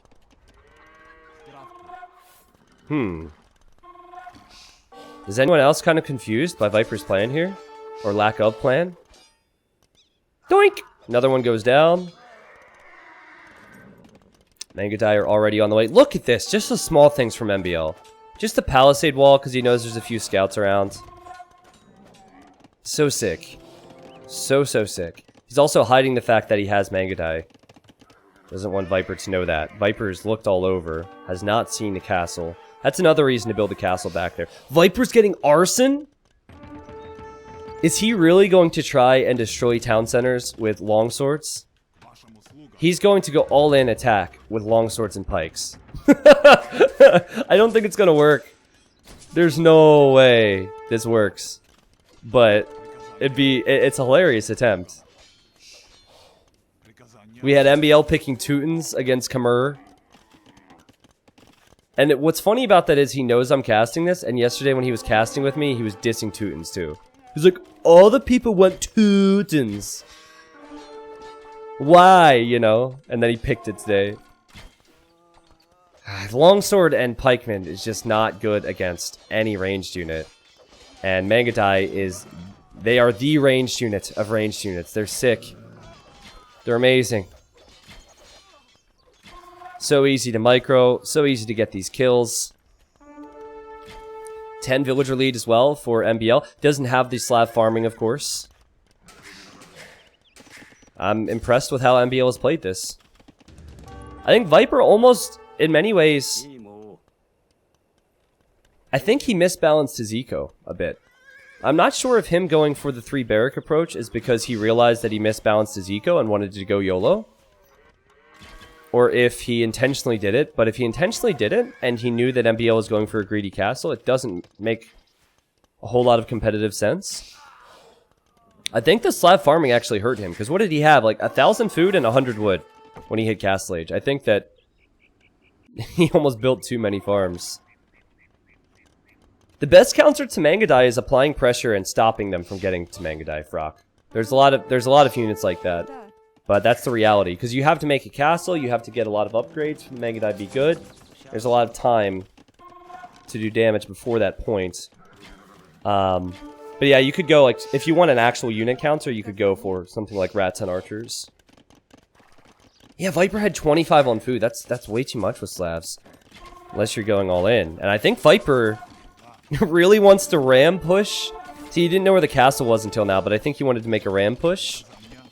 And MbL has enough melee units with Mangadai there, and he's still microing on this side. Sick micro. If he didn't hit and run, he probably would have lost half of his Mangadai by now. Even to Pikeman, you would. And GG. Score is 3-2 now between the Norwegians. Viper, he did have more feudal age presence, but after that, there wasn't an awful lot, and MbL's greed paid off. Like I said, MbL's strategy was super greedy. He lost some villagers on the stone, but it's Land's Madness, and I think his logic was, well, if you tower this stone, there's going to be more stones all over the map, right? That's what this map is all about. It actually reminds me of the Big Freeze game where MbL towered Viper, and then Viper had the presence of mind to just go to another gold. That's what MbL did with the stone. Perfect castle position, perfect economy, and good game for MbL. All right. What's up, Jabroni? Nice to see you, man. GG last night. I was watching on and off. Alright, so the game ended with 92 population against 68. So again, scores 3-2. The next game is going to be on...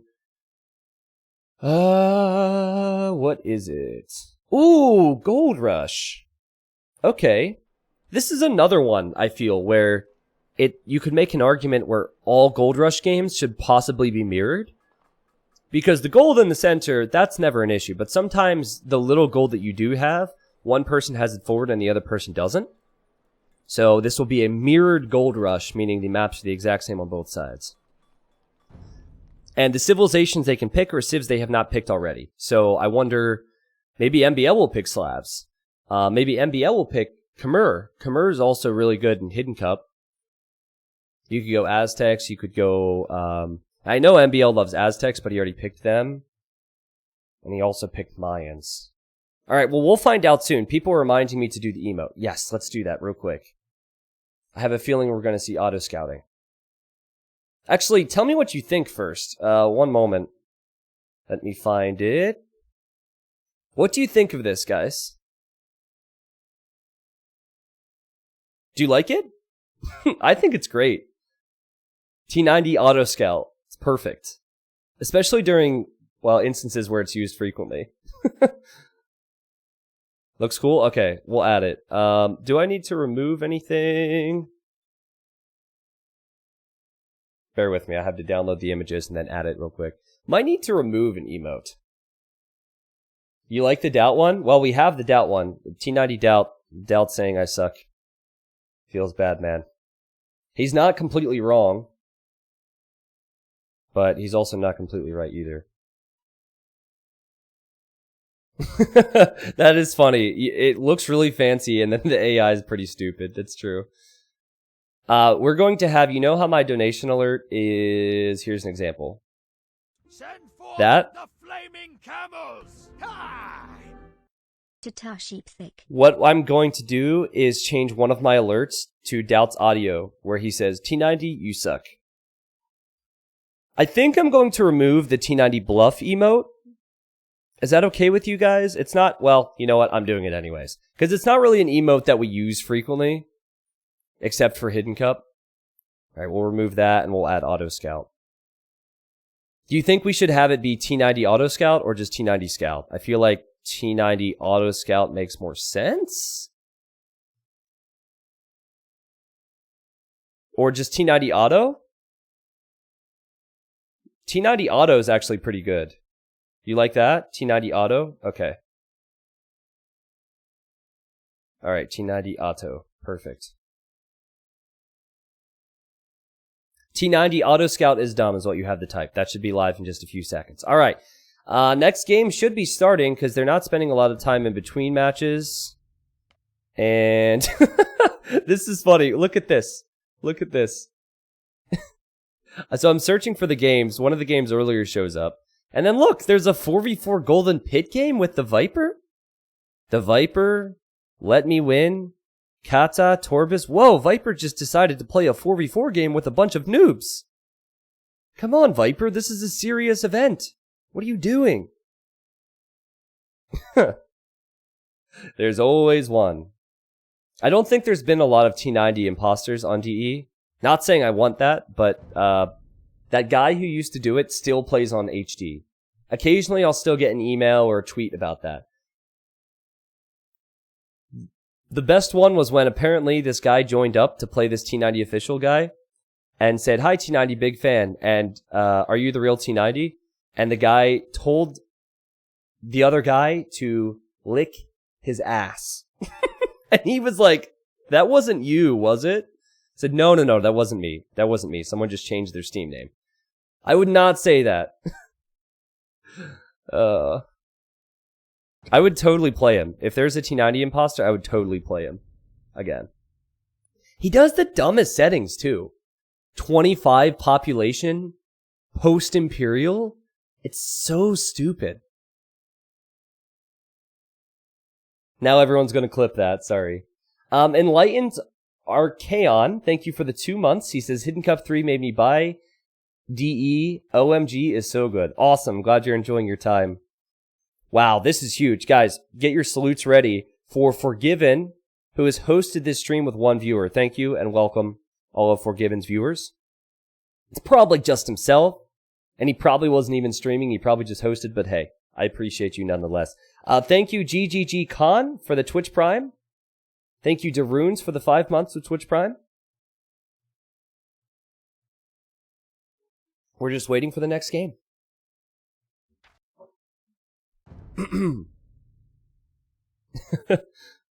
So, back in the day, and this still works on other channels, because most people don't disable this. Just like when I get a sub, like this, for example, there are alerts, right? And there are alerts for hosts as well. And if you don't set it to not show if it's a 1 viewer host, they'll pop up. And so I think a lot of people do that on channels. And it's probably like funnier to them if they stop by and they host like a big channel with 5,000 viewers and their name pops up. I've since disabled that. I think you have to have a minimum of 5 viewers or something just to disable the spam. Oh, the score. Thank you. Thank you. Score is 3-2. The next game hasn't started yet. I'm still waiting for it. Should be close, though. Oh, wait. It just started. Perfect. Oh, Viper. Koreans! You know what? This is perfect because it's been a while since the YouTube channel has had a really big video. And every time Koreans play, for whatever reason, the YouTube algorithm is just like, boom, here you go, everyone. T90 hates Koreans, T90 loves Koreans, whatever it is, I don't know. But people on YouTube love to watch Koreans. This is a 1v1 game between 2 of the best players in the world. Viper's in the blue.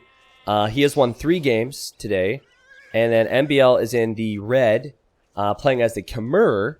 And he has won 2 games. So it's 3-2. It's not a best of 7. All 7 games are played. And this is a mirrored gold rush. So the map is mirrored. Meaning that the gold positions, the 7 tiles of gold that Viper has, and the 7 tiles of gold that MbL has, are in the exact same positions. And it looks like a pretty open version of Gold Rush. I like this. And also the hills aren't quite as severe. I'm liking this. I guess the benefit, I don't know if it's a scenario or if it's a random map script, but the benefit of mirroring it is that it tends to always be fair. And then also you might be able to set it and make it as fair as possible, right? Like there's still some randomness to it, but 1 back gold, 1 forward gold. I noticed stone on either side of the middle. So a bit more work into customizing the map, but it might make for a fairer game. The relics, they do seem to be pretty mirrored, yeah. I mean, it's supposed to be the same on both sides. You have 5 relics across the center. Alright, well, let's focus on the maps themselves. I want to talk about how Viper's going to play this and how MbL is going to play this. So, I used to hate Koreans, and not the people, I mean the civilization, because all they would really do was towers. They get the tower upgrades for free in Castle Age, they get their tower upgrades for free in the Imperial Age, and I was never a big fan of the civilization because of that. It's just always towers, and it was silly. But now, and you've probably seen my YouTube video where it says I love new Koreans. You get a discount on your wood military, or sorry, you get a wood discount on military that costs wood, excluding siege. So that applies to their war wagons, which is their unique unit, which is really strong or really expensive. That also applies to their archers, that apply to their halberdiers. So I knew throughout all the time that I was saying I didn't like Koreans, I knew that that bonus was on the horizon, but I couldn't talk about it. And I really, really like it because I think it suits the civ and gives people reasons to make things other than just towers. Now this is interesting. Viper, instead of building a mill on the berries, is building a mill on the four-deer and the shorefish. So that is 200 food right there that villager will bring in. Bit of a different style from him. So on a gold rush map where you only have 7 tiles of gold next to your town center, Koreans could be quite good with towers in the castle age. Could also be good because of their siege. Could also be good because of a castle and war wagons. However, Khmer, their eco in the mid game is definitely better. Their farms do not need drop-off points. And whoa! MbL found this. So he has built a mill, not on his berries, but on the shorefish in the north. So that's 400 food. And villagers collecting shorefish, they collect food really quickly. Cool. Do I think Turks will get some changes? It's possible. It's possible. I wouldn't rule that out, but obviously there's one patch a month, so it wouldn't be till the next patch at the absolute earliest. Alright, so Viper... Yeah, to me, this looks like he wants to go for Fast Castle, and he's going to make Militia. Now, there's wolves in the center of this map. So he could either go for Wolf Rush, or the fact that he hasn't scouted it. Okay, he's scouting them now. He might want to avoid the middle entirely so he doesn't lose his militia to wolves. Let's see. Okay. Yeah, this is a Drush, aka Dark Age Rush. It's just meant to buy time. Actually, as I say that though, I think this is going to be Drush into Fast Feudal for Viper. Let's see. No. I was looking at the wrong player's resources. I was looking at MbL's resources. I mean, this is what, 125 times 6. So there's a lot more food on the berries, you just don't bring it in as fast as the shorefish. I am surprised that MbL is giving up the berries if he's going Fast Castle, and okay. Still could be a Fast Castle with Khmer, which is the crazy thing. And he's gonna run out here for food now. This is funny though, Viper's expecting MbL to go to the berries. And he's like, what? He's not over here. Now all Viper has to do is look and say, okay, well I was here, my berries were on this side, so that means he probably has his deer and his shorefish on this side. So I'm still not completely sold on the mirrored map thing. Because it almost discourages scouting. And Viper knows that that's a possibility, and now he sees that there are villagers out there. Alright, that villager, good micro from MbL. These villagers are not going to be able to go out there and join the group. Also, again, good micro from MbL. Viper took some hits from the town center. I think Viper comes forward. Because Viper will not have the resources to go to Castle Age after arriving in Feudal. And I think it's possible that MbL also has to fight in Feudal. So Viper has some good map control now. And he's thinking about getting some towers up. Here he comes. Koreans! Towers! Khmer can hide inside houses, so why not build a house here? Just in case things get dicey, send the weak villager inside the house. Okay, Viper. He's building a tower there? It's just... There's nothing there. You're towering houses. Be sure people sleep there, but is that really worth it? I think he's fully expecting MbL to take the berries at some point. I mean, it's still denied resources. I just really wonder if the towers complete and attack the house. Because if that's the case and MbL will know what's coming, this could be a whole line of towers. Let's see. When will the towers complete? Okay, see there. So now MbL knows about one tower. He doesn't know about this one. And now he's going to build a counter tower. Yeah, so that's why it was important that he had the houses there. But he might not get his counter tower up because Viper's pulled the militia over. And Viper doesn't necessarily want to kill the vills. He just wants to delay. Now suddenly MbL's thinking, well, you know what? I might need to allow that to happen. And he wants to tower there instead. So he's going to stone so he can build more towers himself. He's making scouts, and I guess if he needs gold, he can go here or to the middle. The two best O2 players, Trist and Viper.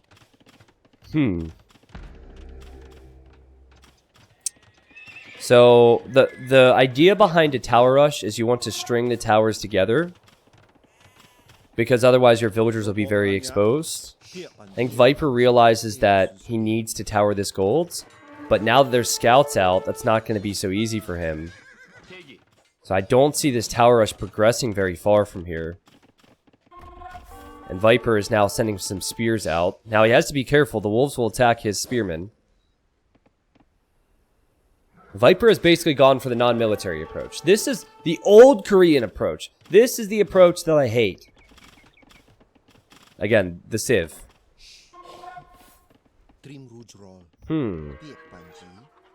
But it can work really well on a map where you have to deny resources. Oh, we have the T90. We have the T90 auto emote live now. It's working. That's a lot of scouts for MbL. I like how Viper's walling in all the towers. That's another thing that's shifted. 6 months ago, players weren't walling in towers. Nowadays, people are walling in the tower so they can't be battered down.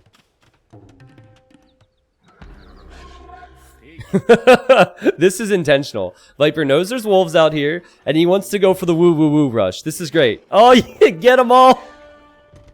MbL, quick wall! Quick wall the wolves! Ah! That's so dumb. Woo-woo-woo! There's more spears on the way, too. Wow, the wolves will get taken out. The spear will get taken out, and that's far too many scouts for the Viper to deal with. But at least Viper knows now, and he could send more villas into tower! And here he's had to deal with wolves. Now, MbL built an outpost, which was a very wise move, so he will see if more towers are going up. Koreans, man.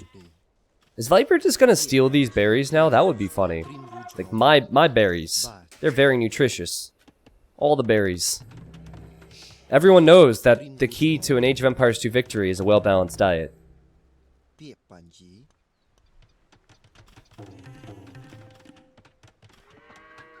Alright.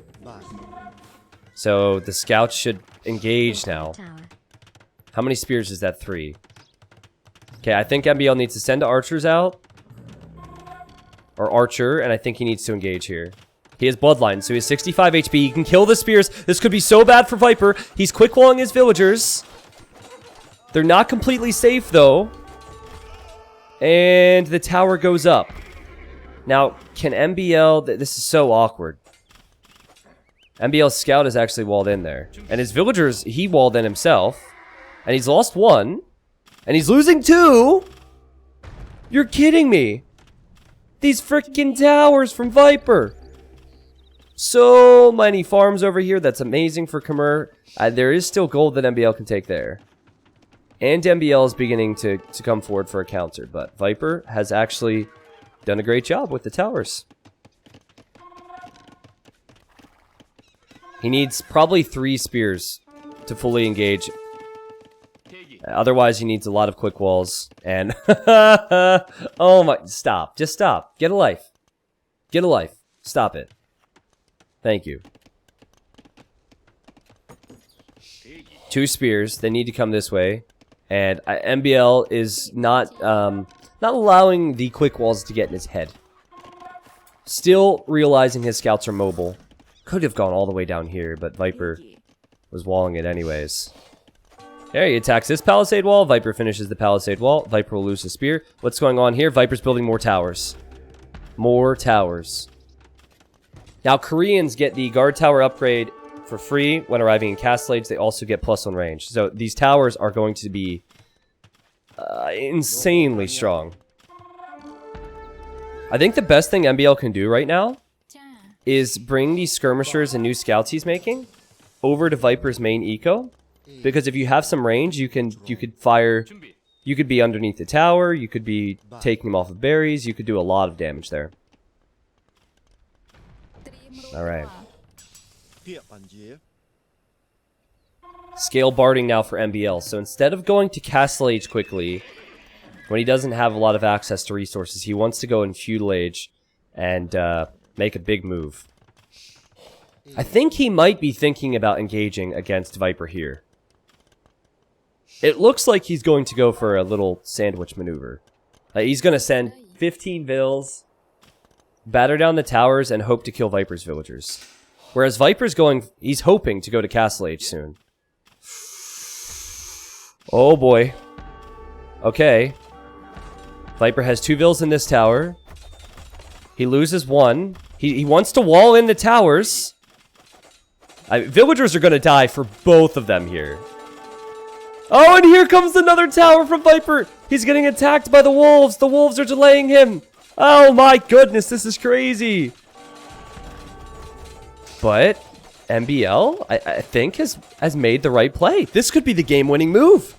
Viper's on the way to Castle Age. But he's played new Koreans like old Koreans, and he's paying the price. Oh, he's just getting destroyed now.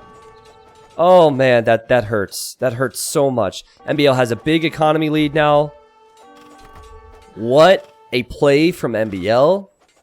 He can take the gold now. He snipes another villager. That was sick. See what Viper can do. You see the quick walls, but it's still a lot of clicking that's not giving you a better position in the game. And we have the ranged units coming anyways to fire over the walls. Now, if you're MbL, you don't really need to produce more scouts now. You could probably save the food and go Castle Age. What an incredible move from MbL. How sick was that? I can see the YouTube title already. Viper Viper plays new Koreans like old Koreans.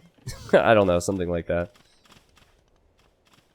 Oh, I was wondering where these vills were, because there were vills on berries and MbL towered there.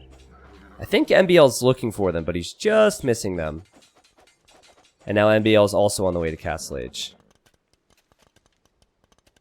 Well guys, this game is definitely not over, because Viper can build a castle and make war wagons. His eco is way worse, but there is potential that he could make a castle.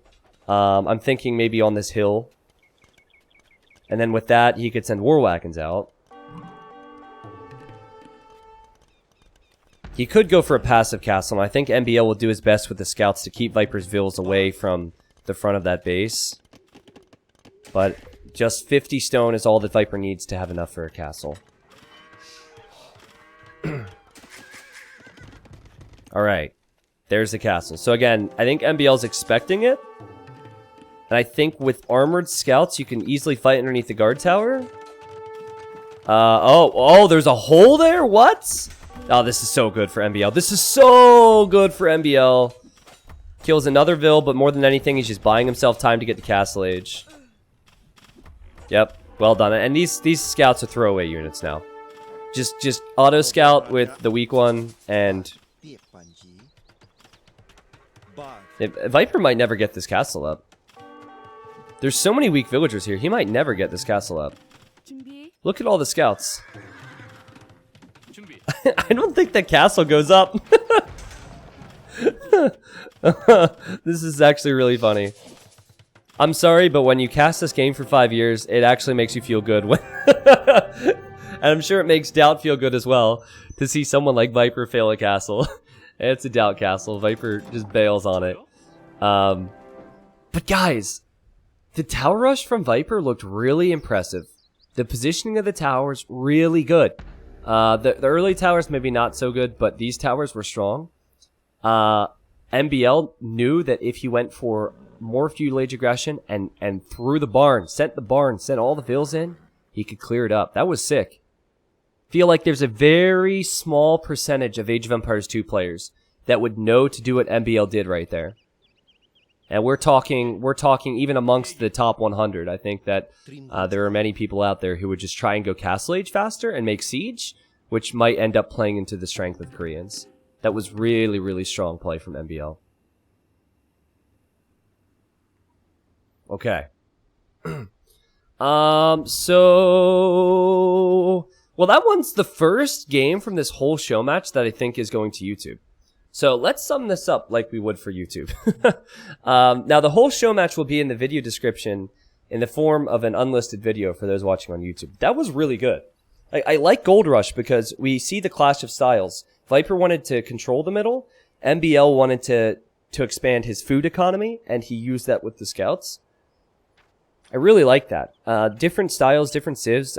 22 largest army for MbL, 4 for Viper. The towers are military, man. And the food, wood difference is insane. MbL even had more gold. It was just all about the stone.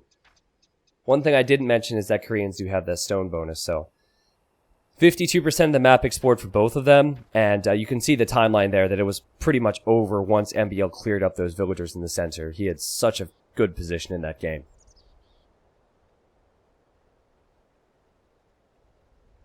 Okay. AZN says, out of the loop here, what makes new Koreans different from before? They no longer build towers and castles and walls faster. They're military units that cost wood, like halberdiers, archers, war wagons, are discounted by 20%. Now, this isn't new, per se, because this happened starting in November-ish, but while they still get other tower bonuses, there are other things you can do with them. And you might have just joined. I explained that at the start of that game if you'd like to rewatch. So the score is 3-3, you guys. Game 7 will be on... Where's the link? Oh, Game 7's on the exact same Arabia of Game number 1. Yeah. So if you watched Game 1, it was Arabia, but it's mirrored, meaning it's the same map on both sides, and they're going to play the exact same Arabia in Game 7. The exact same one. So the stones and golds are still going to be forward. The second and third gold are still going to be on the left and right side. I'll update the scoreboard here and we'll just wait a moment. Makes me think of Kit Boga. Just wait a moment. Just wait a moment. Just wait a moment, sir. I love Kit.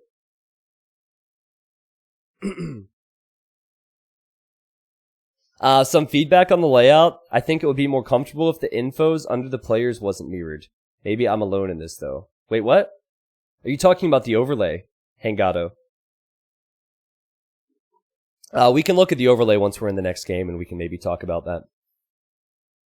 Jeep, thank you for the 3 months. He really likes the auto thing. He says auto tower.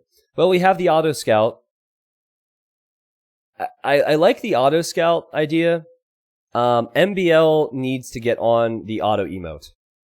He needs to get on the auto emote. Like, there are... Over the years, something happens, and we make an emote for it, you know? MbL has had the same emotes for like 20 years. And I don't want to steal a really good idea from him, even though I could. Even though we could have an auto everything emote, you know? I'm gonna let that one go. Oh, it's Junie. Thank you very much for the $10 during that game. He says, got the best 2 AoE2 players here today, Tristan and Vipey. Well, thank you. He just said I'm better than MbL. Nice. Probably because I use auto farm. DDQ, thank you for the year. He said, T90, you suck. T90 doubt. Well, thank you. That makes me feel very good.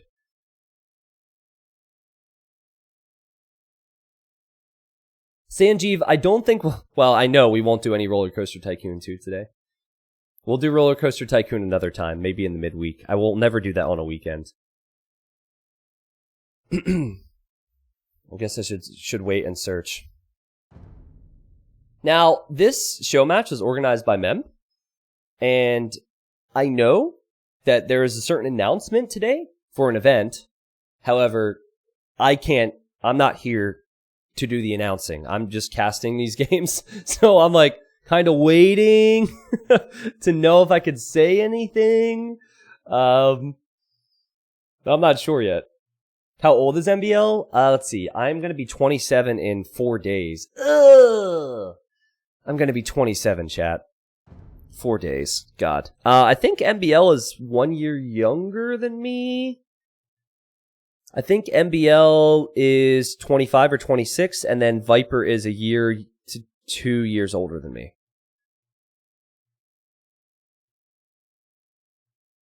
Okay, so I was told he just said it. There will be a new tournament, a team game tournament, it's coming up in a few weeks, called Battle of Africa 2. A lot of you old-timers might remember the first Battle of Africa, and Battle of Africa is a team game tournament. So after all the 1v1 tournaments since DE, Battle of Africa 2 will be coming. I think the prize pool is $20,000, which is pretty amazing. All the best teams will be playing, I'm sure, from the Chinese teams to Aftermath to Secret. And I'm happy to say I'll be streaming it. Obviously, Mem will be streaming it. I don't know everyone else's casting schedule, but I'm freaking excited. I've known about it for a few weeks now, so...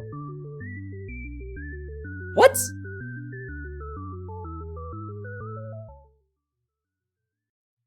That's it?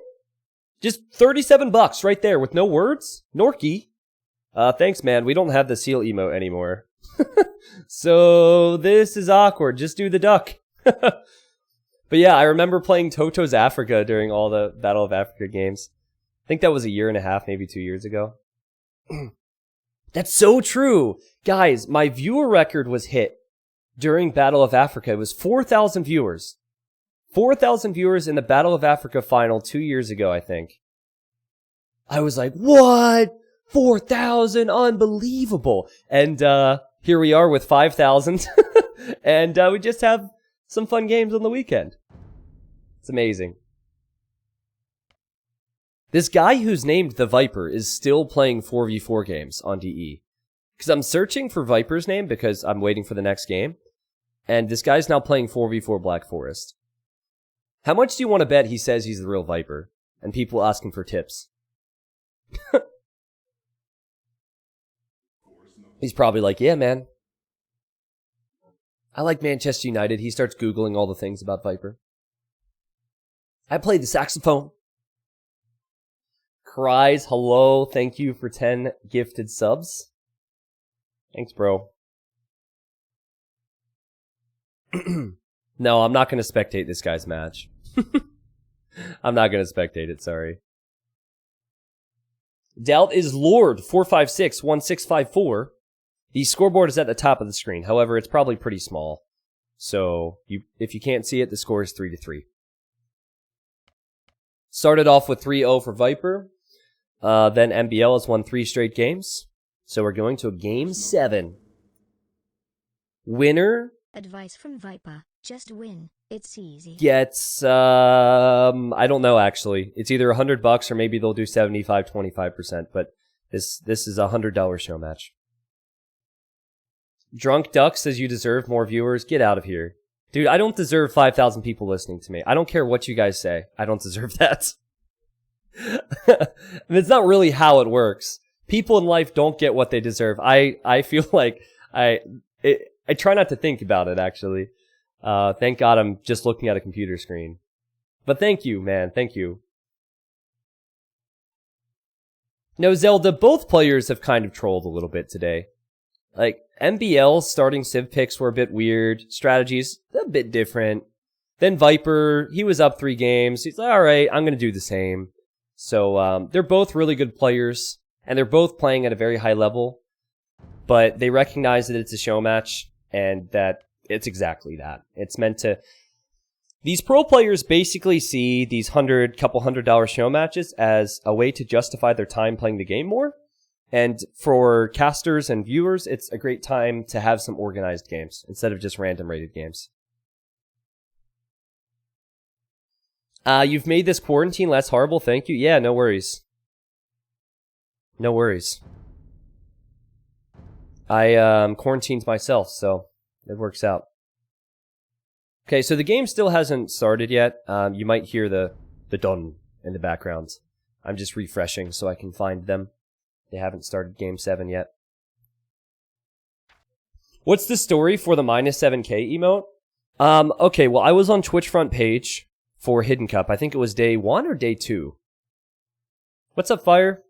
And the way Twitch front page works is for a certain period of time, anyone who's on, like, just goes to twitch.tv will count as a viewer if you're on that rotating wheel, right? So there were a lot of people that were just on the Twitch main page, not necessarily watching me, and they counted as a viewer, right? So I think we had, was it 27 or 37,000? I think it was 27,000. And I made a joke about a maid, because it was Joan the maid, and I was like, yeah, she's just a maid, obviously, which is not a bad joke. Oh, it was 37. Okay. It was just a joke, right? And everyone in chat was like, gasp, as a joke to my joke, like, wow, T90, you took it too far. But I made that comment right when Twitch took me off front page. So I went from, I went from 37K to 7,000. And if you find it, it went right down immediately after the joke. And then so everyone was joking, like, oh, you lost 7,000 viewers with that joke. Like, I had offended 7,000 people, and then they left. So, it went from 37, yeah, no, not minus 30K. It went from 37,000 to 30,000. It's funny now, because if we were to lose 7,000, we'd be in the negative. So, losing 7,000 or 30,000 now would be very much impossible. Yeah, I'm sure there's a clip out there. I think it was on the highlight video. Deco, I've given up, actually. I've given up. So I tried to update the scoreboard myself, and it doesn't, it just removes the score. But it's not a big deal. Chat's already used to my failures today. We can talk about it, tomorrow. Yeah, we'll have a chat soon. That's fine, man. Do your thing. No worries. I hope you lose 200,000 viewers in Hidden Cup 6. Matt, that is a mean comment right there. Actually, that's a nice comment. If we all leave right now, it would still be a solid drop. That's a nice comment, because if we have 200,000 viewers to lose, that'd be incredible. I'll take it. Just don't leave all at once. Can they just leave throughout the day? Like 1,000 here or there? I don't know. The sky's the freaking limit, man. They still haven't started Game 7, but I told my parents after Hidden Cup 3 that I feel really spoiled, because how many people remember months before Hidden Cup, I think I was casting an arena game, and somebody asked me what my viewer goal was, and I said, you don't want to know what my viewer goal is. And people were like, no, tell us. And I said, well, it's a ridiculous goal. And I said 50,000.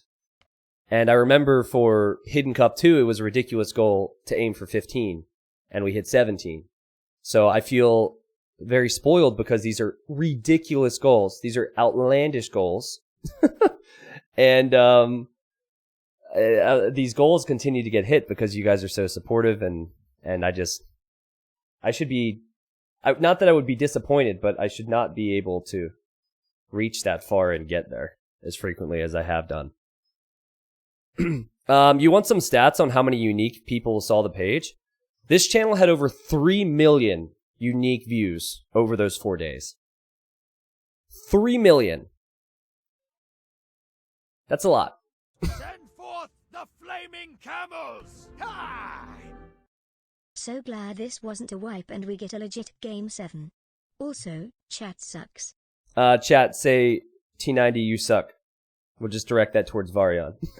Varian, thank you for the 10. No, I'm with you. I mean, it's a legit Game 7. Oh, and it started now. Perfect. All right, we won't talk about anything else. But yeah, if you guys go to Social Blade shows a lot of that data. You can, it's kind of fun, look at different channels and see statistics on follows and all that. The exact data for those days is since gone because it was 2 weeks ago and it doesn't show up on that page, but I'm going to post those things soon. Alright, so if you watched game number 1 today, it was on this exact same map. And all of the games today have been on a mirror map, meaning that the map is the same on both sides. So game 1, they played this. It was Kumans against Mayans, and Viper ended up winning. And now it's Chinese against Vikings, and this is their second time playing the map, and it's mirrored on both sides. it is Chinese Vikings, which I'd say is pretty close. Viper's here in the blue, MbL's here in the red, and oh, the score is actually...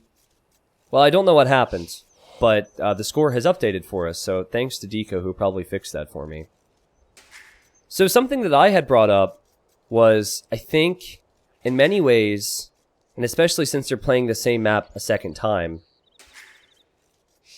knowing what your map looks like tells you what your opponent's map's going to look like, and so it almost discourages scouting.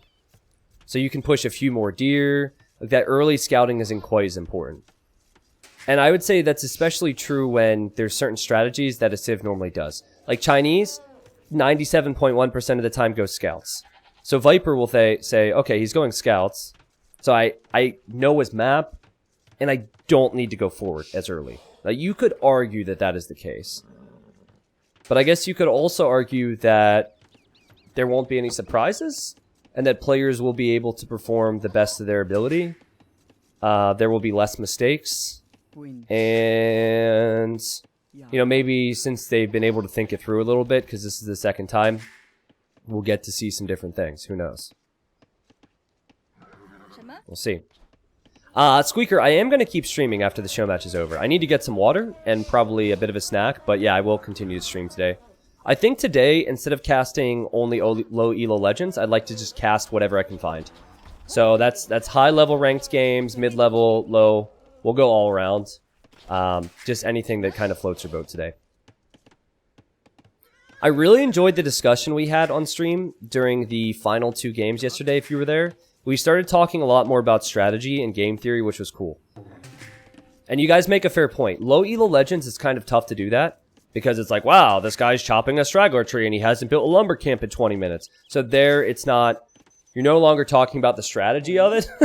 And tips and... Oh, Viper! Okay, never mind. I thought Viper was a low elo legends. So yeah, we'll do that today.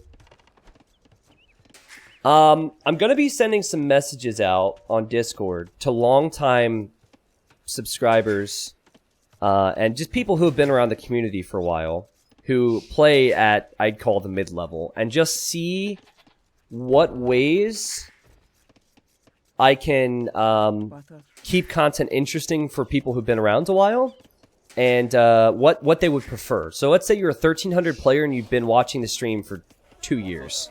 I'm going to reach out to people like that and say, like, hey, you know, the community, we obviously have low elo legends for a lot of the beginners, we have the expert cast, we have the community games, but what is something that you are missing or would like to see? And just get feedback from everyone and then come up with something over the next couple weeks.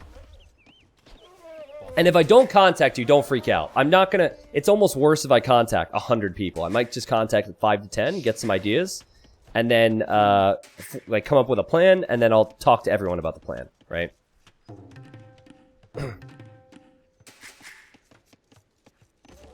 And I'm not doing that just because... You know what's funny? MbL's walling the exact same way he walled in the first game. It's a good wall, but it's just funny how it's the exact same thing. Also, Viper's lumber camp was in the exact same spot. But yeah, I'm not doing that just because people who've been around a while want that. I actually want that for myself as well. Because it's really cool to me. There are a lot of people who are even in the chat right now who a few years ago were no offense, they were kind of plebs. They were new, you know? They didn't know what they were doing. Or they've really upped their level. And so I feel like they did that a lot on their own without... like with a lot of personal practice. And I think there's definitely a lot of room for a series of some kind. PKZ, what's up? PKZ has now been subbed for 13 months. PKZ is Viper's dad, by the way. Also creator of AoE Zone. I wonder if PKZ roots against his son, like others do. Yeah. Like, oh, this Viper guy wins all the time. I really want someone else to win. Oh, wait, that's my kid. I mean, I hope not. But you never know. Alright. So, 4 militia coming forward for Viper. As I said, Chinese, the norm is to go with scouts. However, if you wall in a back gold like that, this is actually a really weird build from MbL. Because normally with Chinese, you have 11 or 12 on wood. Instead, he's gone 1 lumber camp. So I guess he saves 100 wood. Why does he not even have a barracks? What? This is very, very weird, what he's doing. But I think it's because he knows what Viper's map looks like, so he's thinking, okay, why not push deer and be very greedy? But he's going to arrive in feudal age. Is this fast castle? Look at his food. He doesn't have the gold. Don't go blacksmith market in a game 7. Okay, he's not.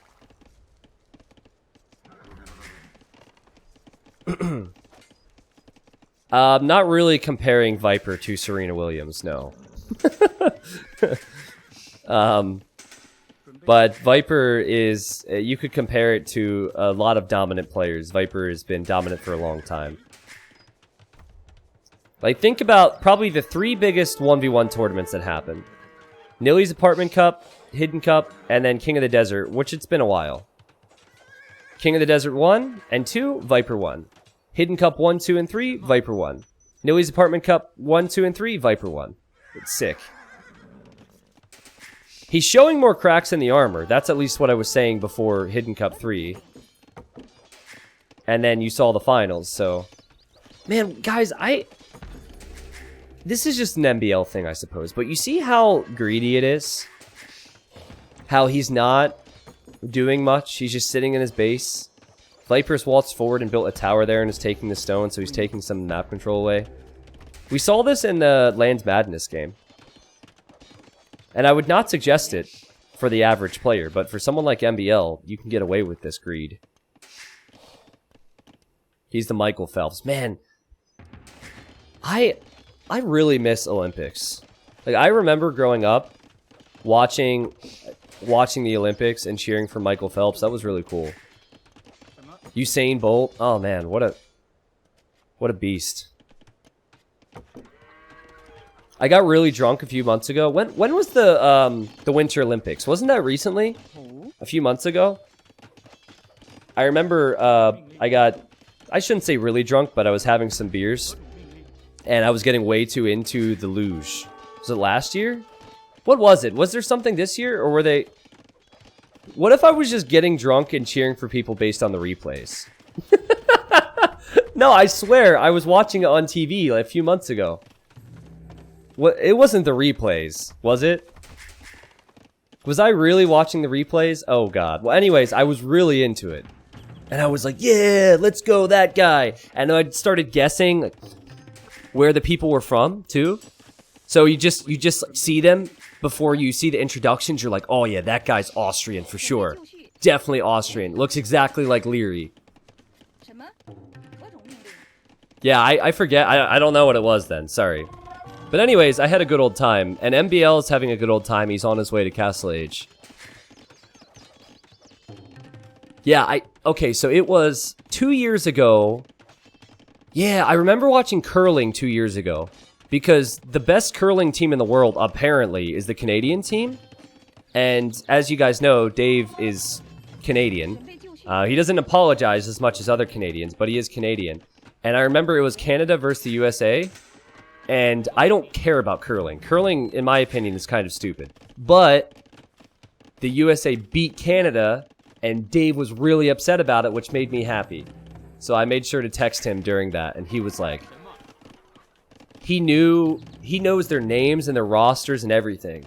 And so he was like, you guys got so lucky, I can't believe Martinson didn't step it up, you know. If I'm MbL, he's hid the ranges, just sneak out with 5 units and go to Viper's base. Viper doesn't see the ranges, does he? He doesn't see the ranges. Yeah, just sneak out. Go to the left. Loop around. Like I said, super greedy. But it's paid off so far for MbL.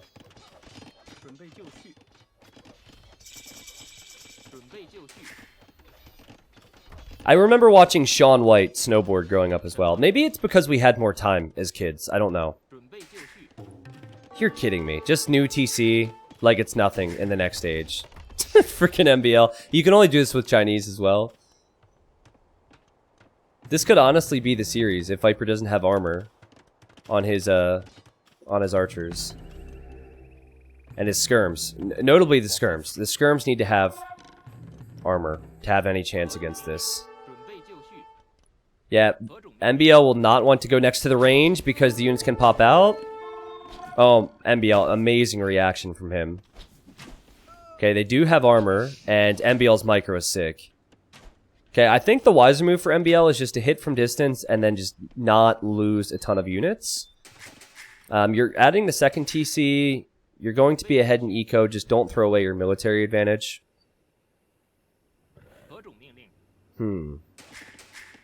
MbL is winning this game. There's no doubt about it. He is winning this game. Viper has not clicked up to Castle Age yet. Viper is now house walling towards the berries. He's building a tower, but even the farms here can be ranged. All this stuff adds up. And MbL has been really patient. I'd like the patience with the crossbows. Ooh, ooh. Do you want to run in here? I feel like you snipe these two vills, or whatever you can, and then you leave, if you're MbL. Okay, Viper still hasn't lost a villager. There we go. She's dead. He could die, and now... This is what I mean. Like, does he want to go in? He does want to go in. He killed 3 vills here. That's totally worth it, I think. Now he's stuck in here, but if he kills more... Also, Viper lost a whole lot of wood because of the gates. Yeah, I mean, it's a lot of map control. A lot of map control coming for Viper. He still has the towers up. He's going to click up soon. But that eco balance just does not look good. And now a siege workshop and a stable for MbL. So he'll try and make a knight or two and some mangonels. Still has crossbows. This game 7 is looking so much better for MbL. More villagers. Ram on the way. He's so confident he's just going to go for a ram. Viper lost way too many vills there. Still hasn't clicked up to Castle Age. We're at 22 minutes. Wow. Well, for those that missed it, game 1, again, Kumans against Mayans. MbL lost on this map.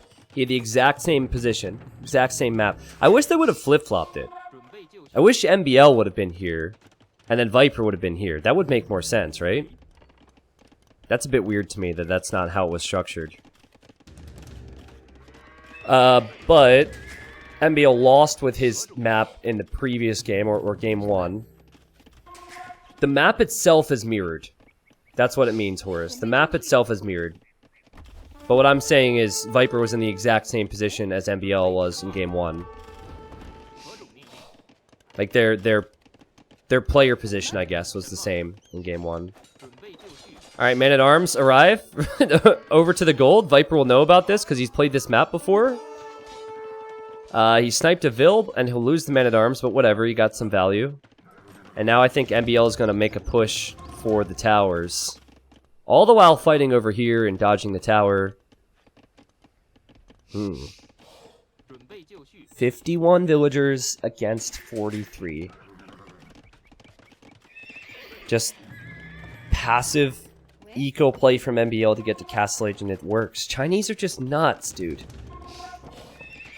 I was not a fan of the fact that the devs added block printing to the Chinese, because Chinese never needed a buff. But then they removed Redemption, which I think makes Chinese slightly weaker in the Castle Age against Mangonel pushes, for example. And there's still people out there who want Chinese to be reverted to having Redemption in Castle Age. And I'm just like, why? The Civ is already top tier on Arabia. Easily top 5 on Arabia. Make it a bit weaker still. I don't know, maybe make the discounted techs less or something. The Civ is just so strong. Poor Viper, man. But I have to say his build was really bad. Look how many resources he has when he's getting to the next stage. Alright, so Viper does know to abandon this, so it won't be as bad. These villagers are making a move.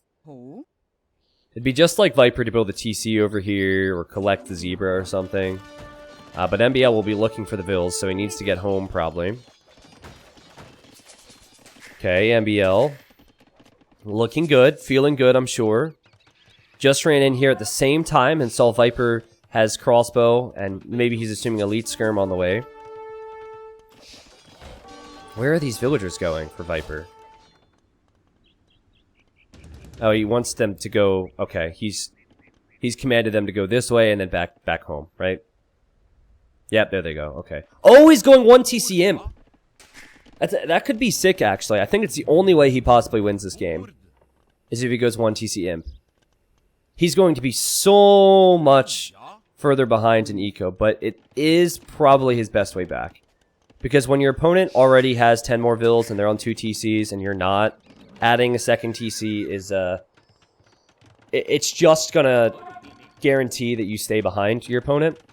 Whereas if you try and go for fast imp, fast arbalest, you have a chance, and then maybe with Viking eco you can hold on. But he needs to produce. You need 3 ranges producing. He only has 12 crossbows. That's not going to be enough. Now what MbL should do is go YOLO Castle Age.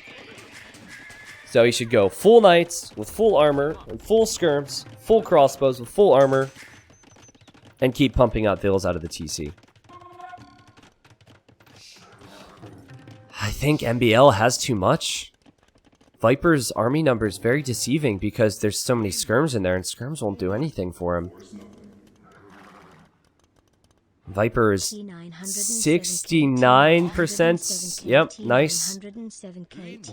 Of the way to the Imperial Age. Oh, his whole army's just going to get wiped here. Viper's going to lose everything.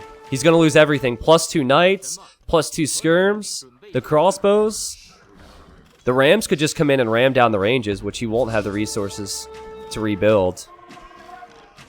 Great play from MbL, has to be said. Viper's in big trouble. The Viking is dying as Vikings. His knights didn't engage as MbL would have wanted, but it's worth it for MbL to dive underneath the TC. Totally worth it. He'll kill the army, and Viper arrives to the Imperial Age and immediately calls GG. It's kind of funny. 29-38 imp, 29-38 defeat. GG, well played. Just MbL things, man. Lose 3 games. He lost the first 3 games, and then came back to win 4-3. Well played, MbL.